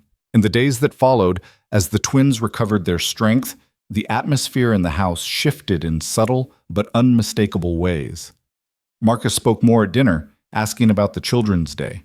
He came in earlier from the range, spending evenings in the main room instead of retreating to his bedroom. He didn't smile again. That first smile had been a rare gift, not easily repeated, but the terrible emptiness in his eyes had lessened. And sometimes, when he thought Elena wasn't looking, she'd catch him watching her with an expression she couldn't quite decipher. It wasn't the cold assessment of those first days, or even simple gratitude. It was something more complex, more conflicted. Elena tried not to read too much into it. She focused on the children, on the rhythms of the ranch, on making this strange house feel like home. But she couldn't help feeling that something fundamental had changed in the long, terrible night when she'd fought death and won. The ranch hands noticed it too. "Boss seems different," Ramon mentioned to Samuel one morning, not realizing Elena could hear. "Like he's waking up after a long sleep." "About time," Samuel replied. "Margaret's been gone 2 years. Man can't mourn forever, not when he's got living children to raise. That girl, Elena, she's good for them. Good for all of them, maybe." "Maybe," Samuel agreed, "if Marcus is smart enough to see it." Elena pretended she hadn't heard, but the words stayed with her, planting seeds of something she didn't dare name yet. Hope, maybe. Or the beginning of it. The weeks following the fever blurred together in Elena's memory like watercolors bleeding into each other. Golden autumn days that grew shorter as winter approached, the twins growing stronger and more confident, and Marcus slowly, almost imperceptibly, returning to the world of the living. It was the small changes that struck her most. The way he started lingering after breakfast instead of bolting for the door. How he'd sometimes join them for the children's evening stories, standing in the doorway like he wasn't quite sure he was allowed to enter, but couldn't stay away either. The rare moments when his hand would brush hers as they both reached for something at dinner, and instead of pulling away immediately, he'd pause for just a heartbeat longer than necessary. Elena tried not to read meaning into these moments. She was 18 years old, had been bought at auction, and was contracted to serve his household. Whatever complicated emotions she was developing, and she couldn't deny them anymore, not when her heart jumped every time he entered a room, were inappropriate at best, dangerous at worst. But the twins, with the uncanny perception of children, saw everything. "Papa likes you," Clara announced one morning while they collected eggs. She said it matter-of-factly, as if commenting on the weather. Elena nearly dropped the basket. "What makes you say that?" "He watches you when you're not looking. And yesterday, when you were reaching for the flower on the high shelf and almost fell, he moved so fast to catch you. Faster than I've ever seen him move for anything except us." He was just being careful. He doesn't want anyone getting hurt on his property. Clara gave her a look that was far too knowing for a 6-year-old. That's not the face he makes when Billy almost falls off the barn roof. That's a different face. Owen, who'd been quiet until now, added his own observation. He smiles more when you're around. Not big smiles, but little ones. Like he's forgotten how sad he is for a minute. Elena's chest tightened. Your papa is still grieving your mother. That's natural and right. Whatever you think you're seeing, we know he loved Mama, Clara interrupted. We're not trying to replace her or forget her, but Mama's gone and you're here, and maybe that's okay. Maybe it's okay for Papa to be happy again. The casual wisdom of it stunned Elena into silence. These children, who'd tested her so viciously at first, who'd driven away 4 women before her, were now giving her permission to, what? Love their father? Let him love her, if he even did. She wasn't sure. The looks could mean anything or nothing. Men didn't fall in love with girls they'd purchased to raise their children. That was the stuff of fairy tales, not real life. But real life had a way of surprising you, Elena was learning. That afternoon, Marcus asked her to ride out with him to check on the cattle in the eastern pasture. It was unusual. He typically took one of the hands for such tasks. But Samuel had a knowing glint in his eye when Marcus made the request, and the twins exchanged excited glances that neither adult was supposed to notice. I can stay with the children if you need, Samuel offered, far too innocently. We'll be fine, Samuel, Clara said with exaggerated patience. We're not babies anymore. Elena almost died saving us. We can handle a few hours alone. I didn't almost die, Elena protested, but Marcus was already heading for the barn, and she had to hurry to keep up. They rode in silence for the first 20 minutes, the only sounds the creak of saddle leather and the steady rhythm of hoofbeats. The day was crystalline and cold, the sky so blue it hurt to look at. Mountains rose in the distance, their peaks already white with early snow. Finally, Marcus spoke. The children are different since you came. Happier. More like they used to be before. He stopped, his jaw tightening. They're wonderful children, Elena said carefully.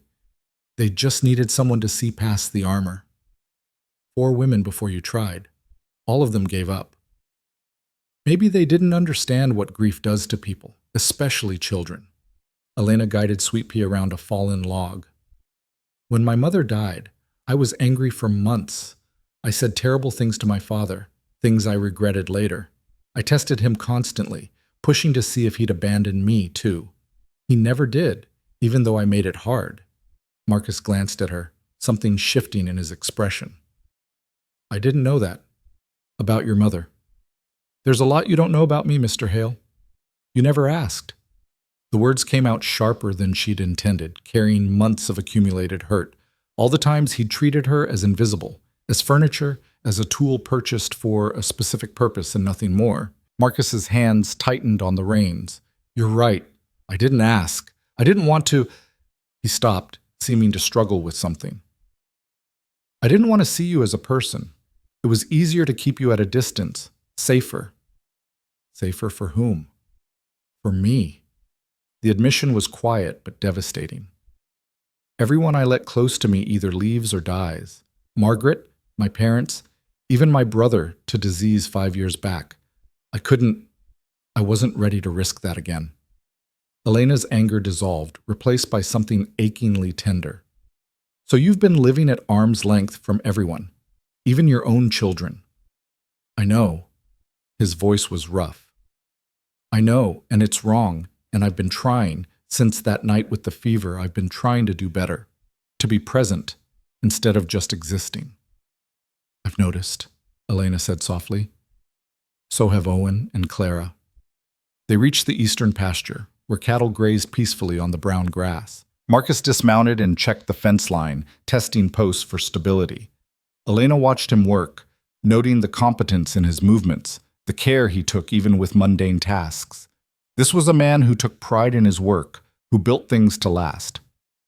Elena, he said her name suddenly, not looking at her, his hand resting on a fence post. That night, when the children were sick, Samuel told me what you said to him, that I wouldn't survive losing them. Elena's breath caught. She'd forgotten Samuel had been there for that conversation, in her exhaustion and fear. You were right, Marcus continued. If they'd died while I was gone, I would have. He stopped, his shoulders rigid. I've been so angry at Margaret for leaving, so angry at the world. I forgot that my children lost her too, and they needed me to be strong for them. Instead, I abandoned them in everything but body. You were grieving. That's not an excuse. He finally turned to face her, and his eyes were bright with unshed tears. I let 2 years pass, 2 years of their childhood that I can't get back. I was so busy being buried with my dead wife that I forgot my living children needed a father. Elena dismounted and crossed to him, acting on instinct. She took his hand, rough, calloused, scarred from years of hard work, and held it between both of hers. You're here now. That's what matters. They don't need perfection, Marcus. They just need you to try. It was the first time she'd used his given name, and they both felt the weight of it. The shift from formal employer-employee distance to something more intimate, more real. Marcus stared down at their joined hands, and when he spoke, his voice was barely above a whisper. I don't know how to do this. How to move forward. How to honor Margaret's memory while still living my own life. You do it one day at a time, Elena said. You wake up, you love your children, you do the work in front of you. And slowly, the weight gets a little lighter. The pain doesn't go away, but you learn to carry it without it crushing you. Is that what you did? After your mother? Eventually, it took a long time. My father helped when he was sober enough, but mostly I just kept going. Because the alternative was giving up, and my mother didn't raise me to give up. Marcus's free hand rose slowly, hesitantly, and touched her face. Just his fingertips, tracing the line of her cheekbone with a gentleness that stole her breath. How did you get so wise at 18? I'm not wise. I'm just someone who survived hard things.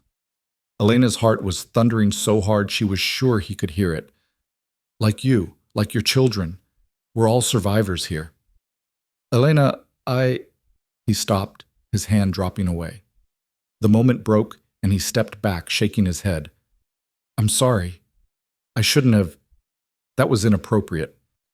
Was it? Elena challenged, emboldened by the ghost of his touch still warm on her skin. Or are you just afraid? Marcus's eyes widened, then his jaw set.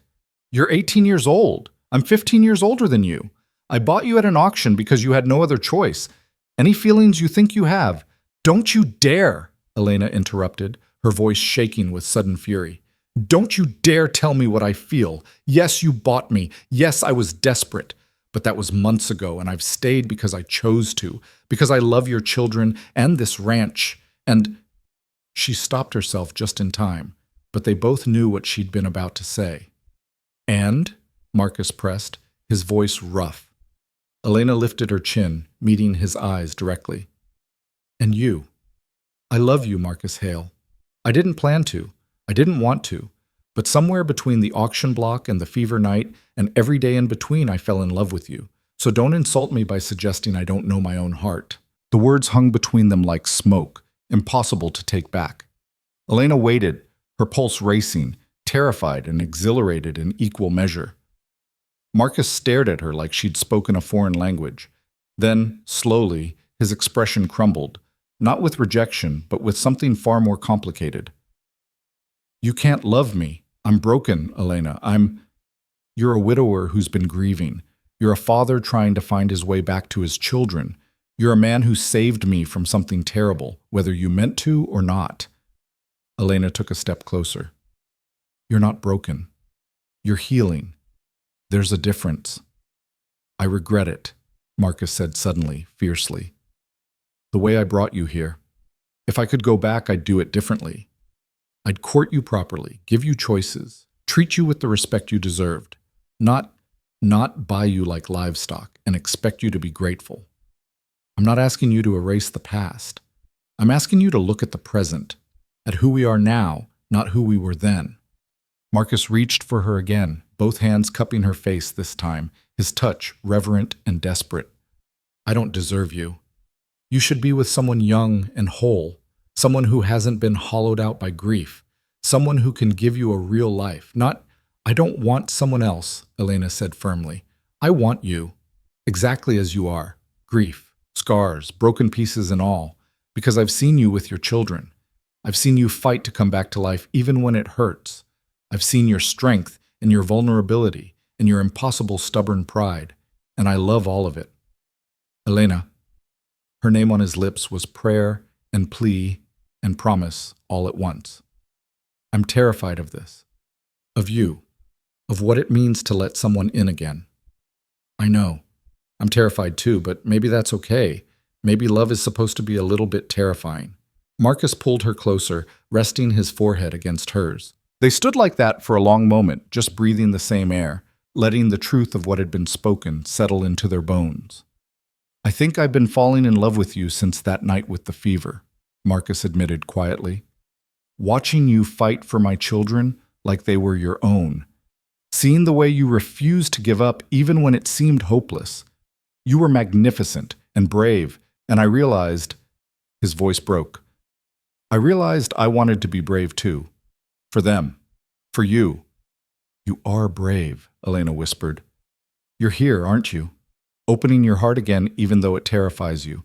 That's the bravest thing I know. Marcus kissed her then, softly at first, as if she might shatter, then deeper as she melted against him. It was a kiss that tasted of grief and hope and new beginnings, of two broken people finding a way to be whole together. When they finally pulled apart, both of them breathless, Marcus kept her close, his arms wrapped around her like he was afraid she might disappear. I don't know how to do this, he admitted. I haven't courted a woman since Margaret, and the circumstances are all wrong. You're young, you were desperate, people will talk. Let them talk, Elena said fiercely. I don't care what anyone thinks except you and the children. The children adore you. They've been not so subtly pushing us together for weeks. I think Claire's been planning our wedding since you saved their lives. Elena laughed. The sound startled out of her. Has she? She asked me yesterday if you could be her new mother. Not to replace Margaret, but, well, she said every girl should have a mother, and since hers was in heaven, maybe you could be her earth mother. Marcus's expression softened. Owen agreed. He said you already feel like family. Tears pricked Elena's eyes. They said that? They did, and they're right. You do feel like family, like you've always been part of us, and we were just waiting for you to arrive. Marcus stroked her hair gently. I know this is fast. I know we should probably wait, take things slow, do this properly. But I'm 33 years old, Elena. I've already lost years to grief. I don't want to waste any more time being afraid. What are you saying? Elena asked, though her heart already knew. Marcus took a deep breath, then stepped back just enough to take both her hands in his. I'm saying I love you. I'm saying I want you to stay, not because a contract says you must, but because you choose to. And I'm saying, he swallowed hard. I'm saying that if you'll have me, broken pieces and all, I'd like to court you properly, with walks and conversations and a real chance to know each other without the weight of desperation between us. And after the courting? Elena's voice trembled with hope and joy. After the courting, if you still want me, I'm saying I'd like to make you my wife, not because I need a housekeeper or a caretaker for my children, but because I can't imagine my life without you in it, because you brought light back into this house, back into my heart, back into my children's eyes, because you're brave and strong and kind, and you make me want to be a better man. Elena was crying now, tears streaming down her face even as she smiled. Yes, yes to all of it, the courting and the conversations and especially to being your wife. Yes, Marcus, 1,000 times yes. He kissed her again, and this time there was joy in it, bright and fierce. When they finally pulled apart, both of them were laughing, giddy with the sudden shift from careful distance to open affection.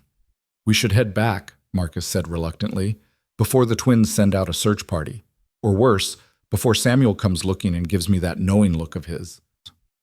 They rode back to the ranch side by side, close enough that their stirrups occasionally bumped.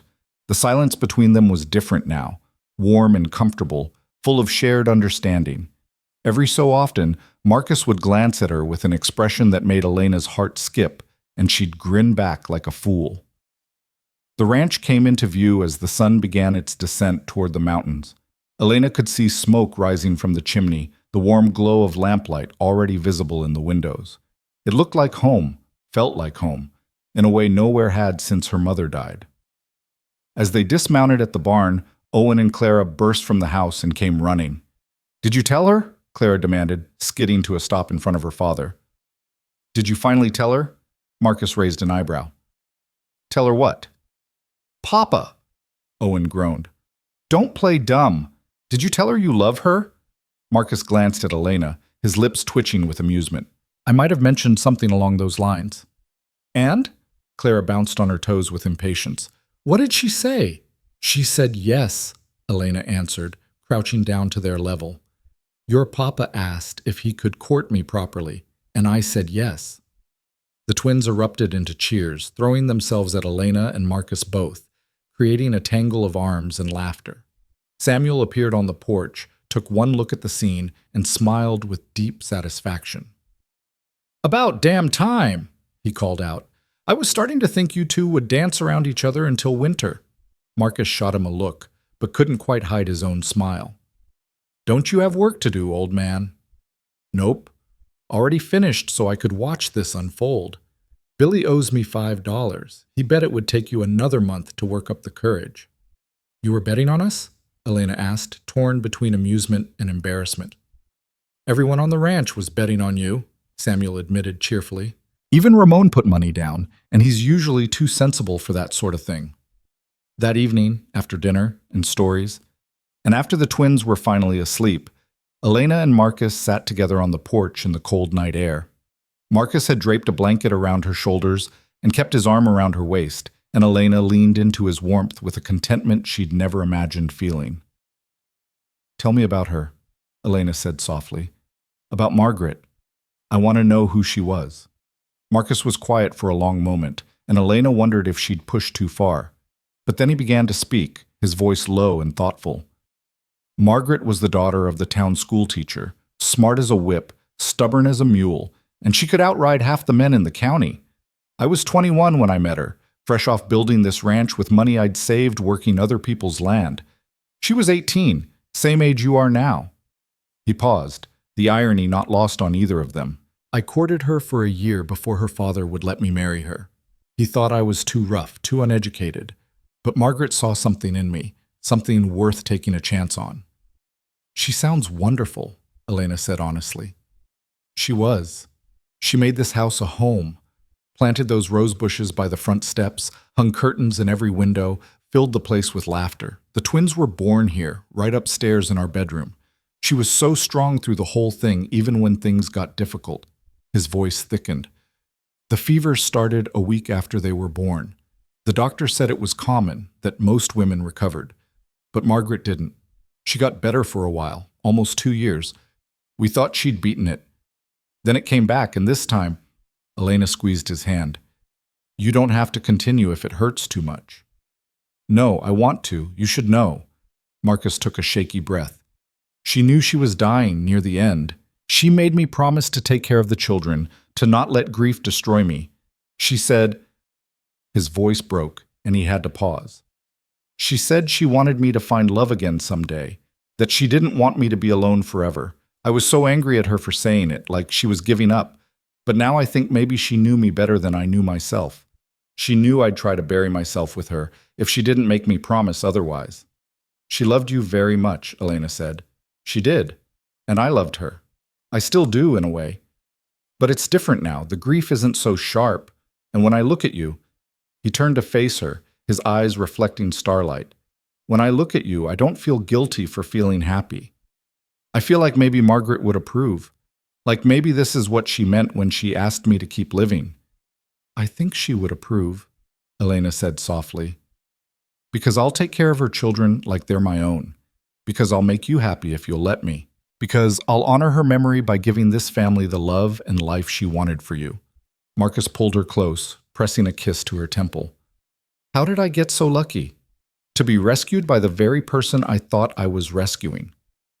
"Maybe we rescued each other," Elena suggested. "Maybe that's what love is sometimes. Two broken people helping each other heal." They sat in comfortable silence, watching stars wheel overhead and listening to the familiar sounds of the ranch settling for the night. Inside the house, the children slept peacefully, secure in the knowledge that they were loved and safe. Tomorrow would bring its own challenges. They'd have to navigate the proper courting, face the town's gossip, learn to blend their separate griefs into a shared future. But tonight, wrapped in blankets and each other's warmth, they were simply two people who'd found each other against impossible odds. The girl who'd been sold at auction and the man who'd bought her, both discovering that sometimes the most unlikely beginnings lead to the most beautiful endings. "Elena," Marcus said quietly. Thank you for not giving up on us, for staying when it was hard, for loving my children, for," his voice caught, "for loving me." Elena turned in his arms and kissed him softly. "Thank you for taking a chance on the girl on the auction block, for seeing past her desperation to who she really was, for letting me prove I could stay." "You did more than stay," Marcus murmured against her lips. "You brought us back to life." And there, under the vast Colorado sky, with the ranch house warm and welcoming behind them and the promise of tomorrow stretching ahead, they sat together and dreamed of the future they'd build. One day, one choice, one act of love at a time. The morning after their confession on the eastern pasture, Elena woke to find the world transformed. Not the physical world, which looked exactly as it had the day before, but her place in it. She was no longer just the hired help, the girl bought at auction to mind the children. She was the woman Marcus Hale loved, the woman he wanted to court and eventually marry. The shift was dizzying and wonderful and terrifying all at once. She dressed carefully, pinning her hair with extra attention, and descended the stairs to find Marcus already in the kitchen starting the coffee. He looked up when she entered, and the smile that crossed his face, open, unguarded, genuinely happy, made her heart skip. "Good morning," he said softly, crossing to her. He took her hand and kissed it, a gesture both old-fashioned and achingly tender. "Did you sleep well?" "I kept waking up thinking I'd dreamed yesterday," Elena admitted, "that I'd imagined all of it." "If you did, then we're sharing the same dream." Marcus pulled her close, resting his chin on top of her head. "Because I've been awake since 4, staring at the ceiling and marveling at how everything changed." They stood like that for a moment, just holding each other in the quiet dawn, until the sound of small feet on the stairs broke them apart. Owen and Clara tumbled into the kitchen, still in their nightclothes, their faces bright with excitement. "Is it true?" Clara demanded without preamble. "Samuel said you're going to marry Elena. Is it true?" Marcus crouched down to his children's level, pulling them both close. "It's true that I love Elena very much, and that she's agreed to let me court her properly. But marriage, that's something we'll talk about when the time is right. For now, I want you two to understand that this doesn't change how much I love you. You're my children, and you always will be. Nothing and no one could ever change that." "We know, Papa," Owen said seriously. "We're not worried about that. We want you to be happy again. And Elena makes you happy. We can see it." "She makes all of us happy," Clara added. She turned to Elena, her small face solemn. "You won't leave us, will you? Even if Papa makes you mad sometimes, because he can be very stubborn." Elena laughed, the sound bubbling up from pure joy. "I'm not going anywhere, Clara. Your Papa would have to do something truly terrible to make me leave, and even then, I'd probably just stomp around being angry for a while before forgiving him." "What if he forgets your birthday?" Clara pressed. "The last lady got really mad when Papa forgot her birthday." "Then I'll remind him ahead of time," Elena said practically. "And if he still forgets, I'll bake my own cake and make him feel guilty by being gracious about it." Marcus groaned. "I'm never going to forget your birthday. When is it?" "March 15th, Elena said with a grin. "You have 5 months to remember." "March 15th, Marcus repeated seriously. "I'm writing it down. Multiple places. Samuel will remind me if I forget." "I'll remind you too," Owen volunteered.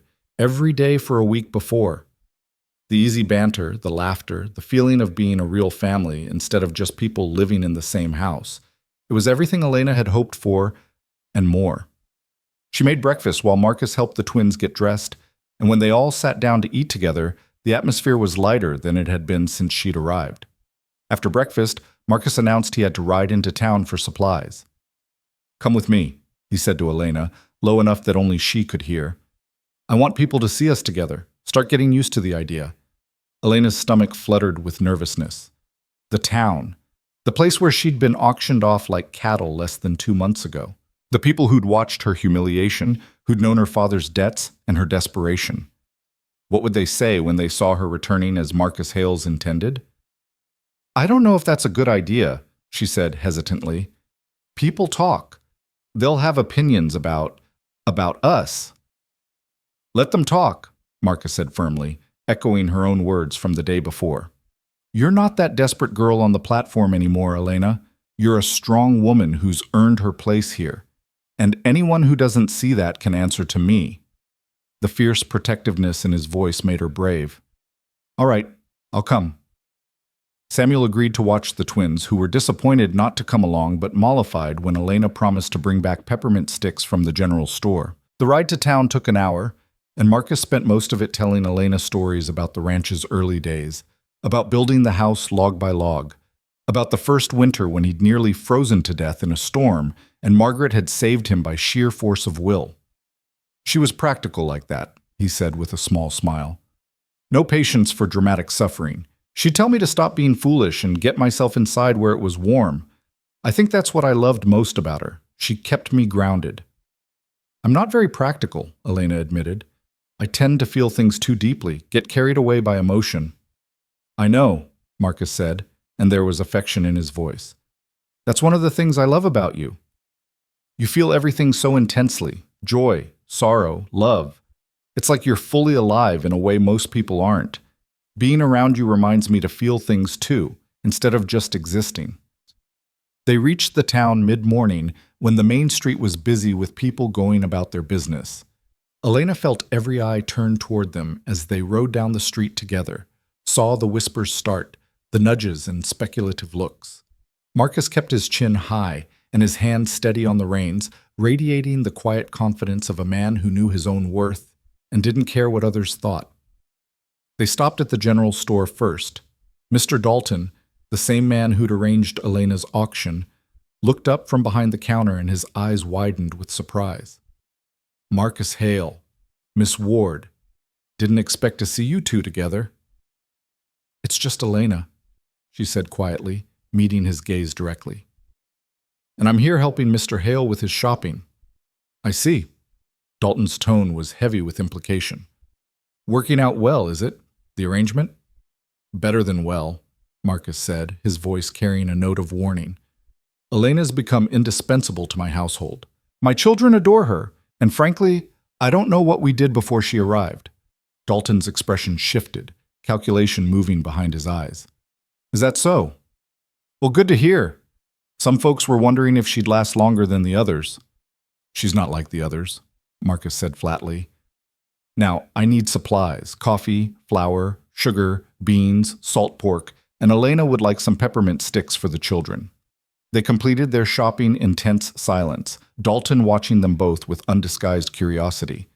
As they were leaving, he called out, "Mrs. Morrison asked after you last week, Elena. Said to tell you she's sorry about how things turned out, with your father's debts and all." Elena paused at the door, her spine straightening. Mrs. Morrison had been one of her mother's friends, before the debts made friendship complicated. "Tell her I'm doing well. Better than I ever expected, actually. And thank her for her concern." Outside, Marcus loaded the supplies into the wagon while Elena waited, very aware of the stares from passers-by. An older woman she didn't recognize stopped and looked her up and down with obvious disapproval. "You're the Ward girl, aren't you? The one who got herself sold?" "I am," Elena said quietly, refusing to be ashamed. "And now you're keeping house for Marcus Hale? Bold of you, considering the circumstances." Before Elena could respond, Marcus appeared at her side, his presence solid and reassuring. "Elena is more than my housekeeper. She's the woman I'm courting, with intentions toward marriage. I'd appreciate it if the town treated her with the respect she deserves." The woman's mouth fell open. "Marriage? Marcus, are you sure that's... given how she came to you, given that I was privileged enough to recognize an extraordinary woman when I saw one? Yes, I'm sure." Marcus's voice was ice. "Elena saved my children's lives, brought joy back into my home, and showed me it's possible to live again after loss, so unless you have something kind to say, I'd suggest you move along." The woman huffed and hurried away, but not before Elena saw the gleam of gossip in her eyes. This story would be all over town by evening. I'm sorry, Marcus said quietly. People can be cruel when they don't understand. It's all right, Elena said, though her hands were shaking. You defended me. That's more than most would do. Their next stop was the church, where Marcus wanted to speak with Reverend Matthews about posting their intention to marry. Not immediately, but to give the community notice that their courtship was serious and sanctioned. Elena waited outside, not quite ready to face the Reverend who'd presided over her father's funeral and had looked at her with such pity. But the Reverend came outside anyway, drawn by curiosity or genuine care. He was an older man with kind eyes and a gentle manner, and he looked between Elena and Marcus with something like understanding. Marcus tells me you two are courting, he said to Elena. I must say, I didn't expect this development, but I've known Marcus for 10 years, and I've never seen him look the way he looks at you, like he's found something he thought was lost forever. I love him, Elena said simply, and his children. I know people will talk about how we met, but I can't change that. I can only move forward. That's all any of us can do, the Reverend said gently. Move forward with grace and faith in ourselves. Your mother, Catherine, she was a good woman. She'd be proud of how you've survived, Elena. Proud of the woman you're becoming. The unexpected kindness brought tears to Elena's eyes. Thank you, Reverend. That means more than you know. They left town shortly after, both quiet as they processed the morning's events. Elena felt raw and exposed, as if the town's judgment had scraped away a layer of her skin. But Marcus's steady presence beside her, the way he'd defended her without hesitation, helped soothe the hurt. That was harder than I expected, she admitted as the town disappeared behind them. I know, but it's done now. The town knows we're together, and anyone who has a problem with it can take it up with me. Marcus reached over and took her hand. You were brave back there, holding your head high when people were staring, not apologizing for existing. I learned from the best, Elena said, squeezing his hand. A certain stubborn rancher who taught me that surviving isn't the same as living, and that sometimes you have to fight for your right to be happy. When they returned to the ranch, the twins came running out to greet them, full of questions about town and demands for their promised candy. Elena distributed the peppermint sticks while Marcus unloaded supplies, and for a while, everything was wonderfully normal. But that evening, after the children were in bed, Marcus found Elena on the porch where they'd sat the night before. He carried something in his hand, a small velvet box that made Elena's heart leap into her throat. I know we said we'd court properly, Marcus began, his voice nervous in a way she'd never heard before. I know we should take time to let people adjust to the idea.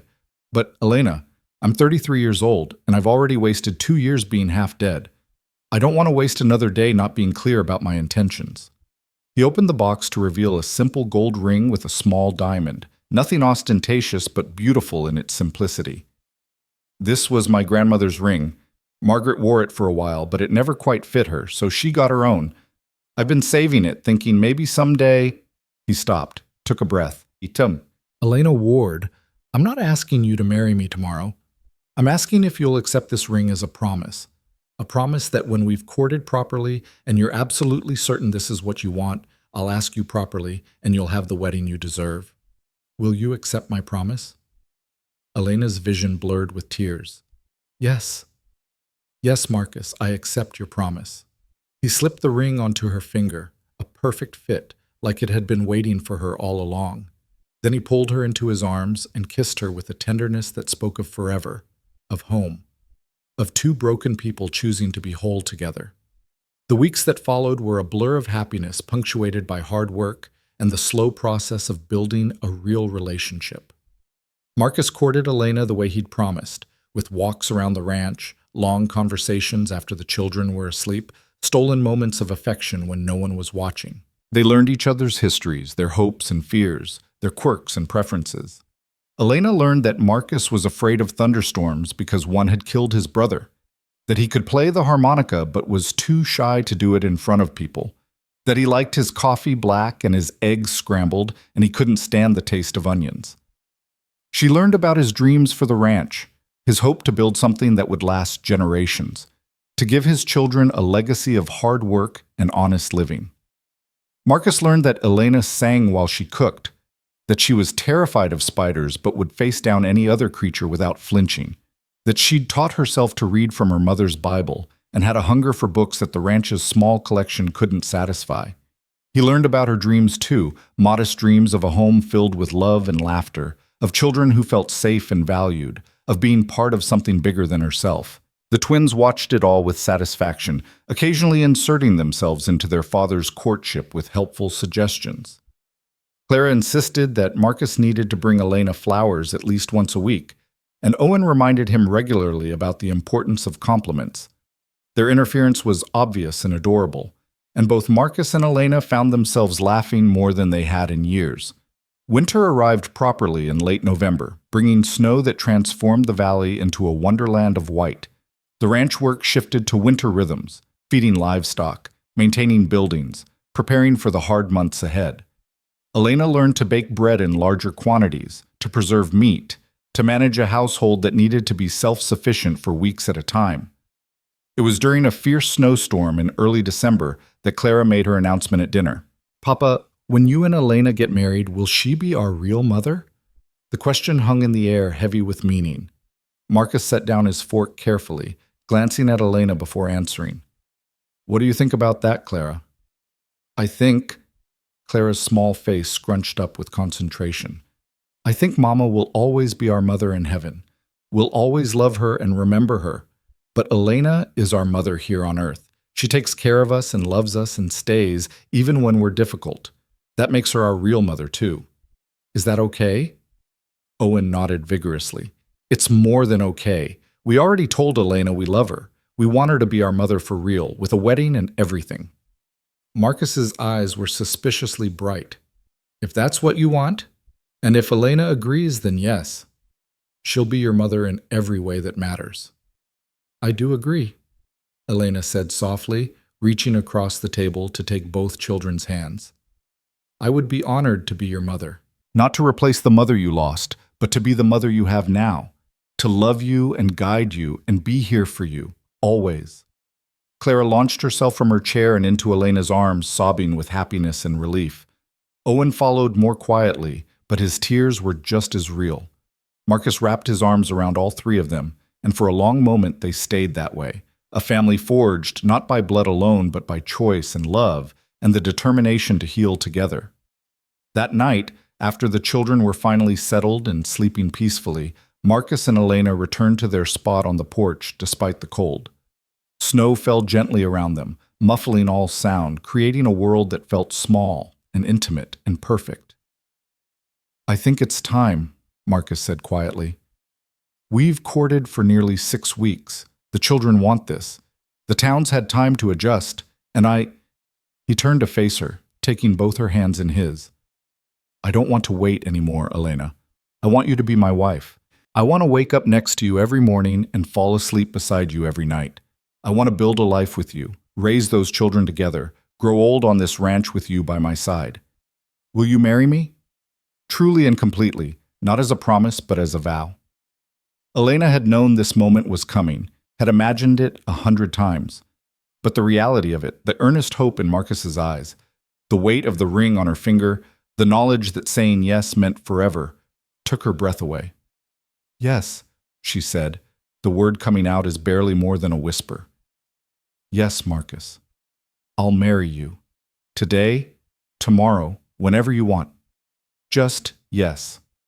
He kissed her then, deep and passionate, a kiss that promised everything they'd been holding back during their proper courtship. When they finally broke apart, both of them were breathless and laughing. "How about Christmas?" Marcus suggested. "That gives us 2 weeks to prepare, to let people know, to make it official." "Christmas," Elena agreed, "a new beginning for all of us." The next 2 weeks were a whirlwind of preparation.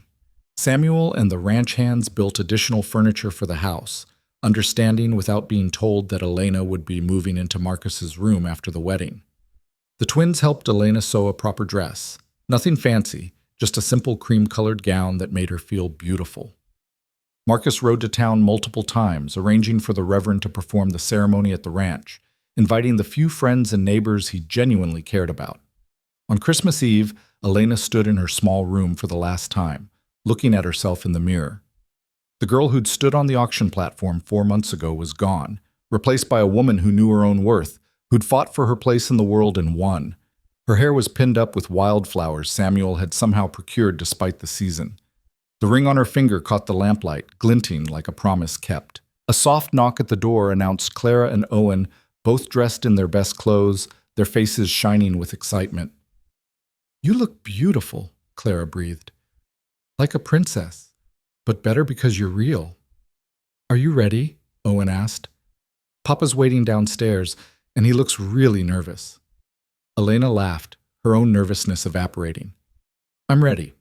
Let's not keep him waiting." They descended the stairs together, the twins leading the way. The main room had been transformed. Candles everywhere, pine boughs decorating the mantel, the furniture rearranged to create a makeshift aisle. The ranch hands stood along the walls, dressed in their finest, their rough faces softened with genuine happiness. Samuel waited by the fireplace, a rare smile creasing his weathered features. And at the front, standing beside Reverend Matthews, was Marcus. He'd shaved and trimmed his hair, wore a suit that must have been buried in a trunk for years. But what struck Elena most was his expression. He wasn't just happy. He was radiant, transformed by joy in a way she'd never seen before. When he saw her, his eyes filled with tears that he didn't bother to hide. Elena walked toward him with Clara and Owen on either side, and she realized this was exactly right. Not a traditional wedding with a father giving her away, but a ceremony where she walked freely, flanked by the children who'd chosen her as much as she'd chosen them. When she reached Marcus, he took her hands in his grip warm and solid and real. Reverend Matthews began the ceremony, but Elena barely heard the words. All her attention was fixed on Marcus, on the way he was looking at her like she was the most precious thing in the world. "Do you, Marcus James Hale, take this woman to be your lawfully wedded wife, to have and to hold from this day forward, for better or worse, for richer or poorer, in sickness and in health, until death do you part?" "I do," Marcus said firmly, his voice clear and certain, "with everything I have and everything I am." "And do you, Elena Catherine Ward, take this man to be your lawfully wedded husband, to have and to hold from this day forward, for better or worse, for richer or poorer, in sickness and in health, until death do you part?" Elena smiled through her tears. "I do, completely and forever." "Then by the power vested in me, I now pronounce you husband and wife. Marcus, you may kiss your bride." Marcus pulled her close and kissed her with a passion that made several ranch hands whistle and whoop. Elena kissed him back, not caring who was watching, celebrating the impossible miracle of this moment. When they finally broke apart, Clara and Owen were hugging their legs, laughing and crying at the same time. "You're really married," Clara exclaimed. "You're really our mother now." "I really am," Elena confirmed, crouching down to pull both children close. "I'm your mother, and your father is my husband, and we're a family. A real, true, forever family." The celebration that followed was simple but joyful. Samuel had somehow managed to prepare a feast: roasted meat, vegetables, fresh bread, and a cake that was slightly lopsided but delicious. The ranch hands took turns offering toasts, their rough words made tender by genuine affection for the couple. Even some of the neighbors who'd come spoke kindly, their initial skepticism apparently overcome by the obvious love between Marcus and Elena. As the evening wore on and the guests began to leave, the twins were finally put to bed despite their protests that they wanted to stay up all night celebrating. Elena tucked them in, kissing both their foreheads.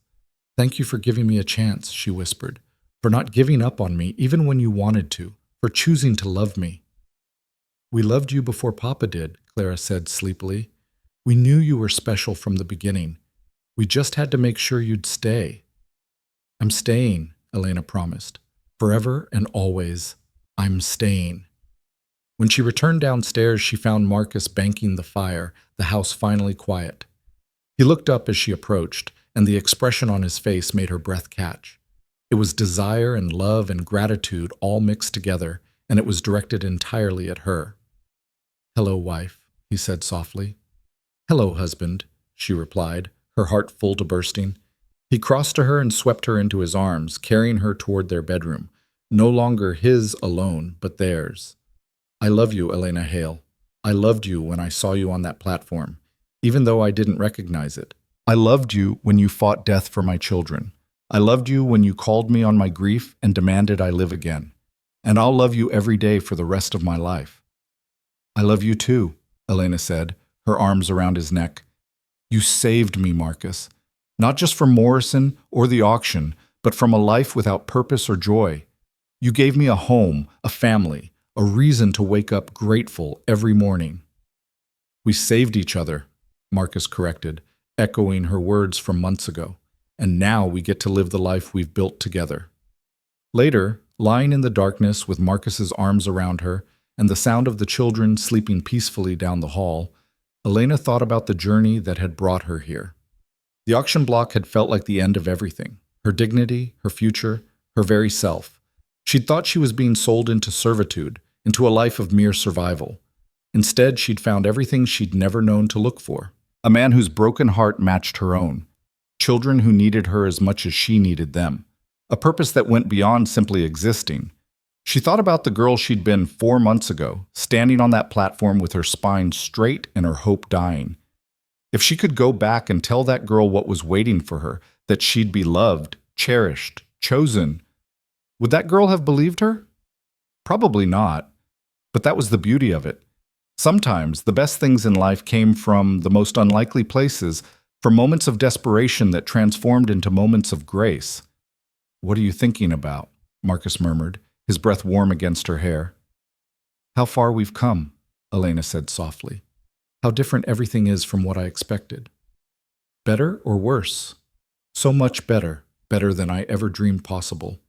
She turned in his arms to face him, even though she could barely see him in the darkness. I was sold at 18 to a lonely rancher. But his children loved me before he did, and that made all the difference. It gave me time to prove myself, to show that I was worth keeping, and in the end, we all chose each other. Not because we had to, but because we wanted to. Marcus kissed her forehead, her cheeks, finally her lips. You're the bravest person I know, Elena. You took the worst moment of your life and turned it into something beautiful. You refused to be broken by circumstances, and instead you broke through to all of us. We're all brave, Elena corrected. You, for letting yourself love again after loss. The children, for risking their hearts one more time. Me, for believing I deserved a family of my own. We're all brave together. Outside, snow continued to fall on the ranch, on the barn where Elena had first found her footing, on the pastures where Marcus had first confessed his feelings, on the house that had become their home. Inside, 4 people slept peacefully, secure in the knowledge that they were loved and chosen and safe. Elena Ward, now Elena Hale, drifted off to sleep in her husband's arms, grateful beyond measure for the unexpected journey that had brought her here. She'd been sold at auction, yes. She'd been desperate and alone and frightened. But she'd survived. More than survived. She'd found her people, her place, her purpose. She'd built a family from broken pieces, proving that sometimes the most beautiful things grow from the hardest soil. Tomorrow would bring its own challenges, ranch work, and child rearing, and the daily labor of building a life together. But whatever came, they'd face it as a family, chosen, cherished, and completely whole. And that, Elena thought, as sleep finally claimed her, was the greatest gift of all. Not perfection, but the perfect imperfection of real love, real family, real life. The story that had begun on an auction block in August ended on a snowy Christmas night in December with a woman who'd learned that being sold didn't mean being worthless, that desperation could transform into hope, and that sometimes you had to lose everything to find what you'd been searching for all along. Her spine was still straight, just as her mother had taught her. But now she stood tall not in defiance of her circumstances, but in celebration of everything she'd overcome and everyone she'd become along the way. Home at last, in every sense of the word.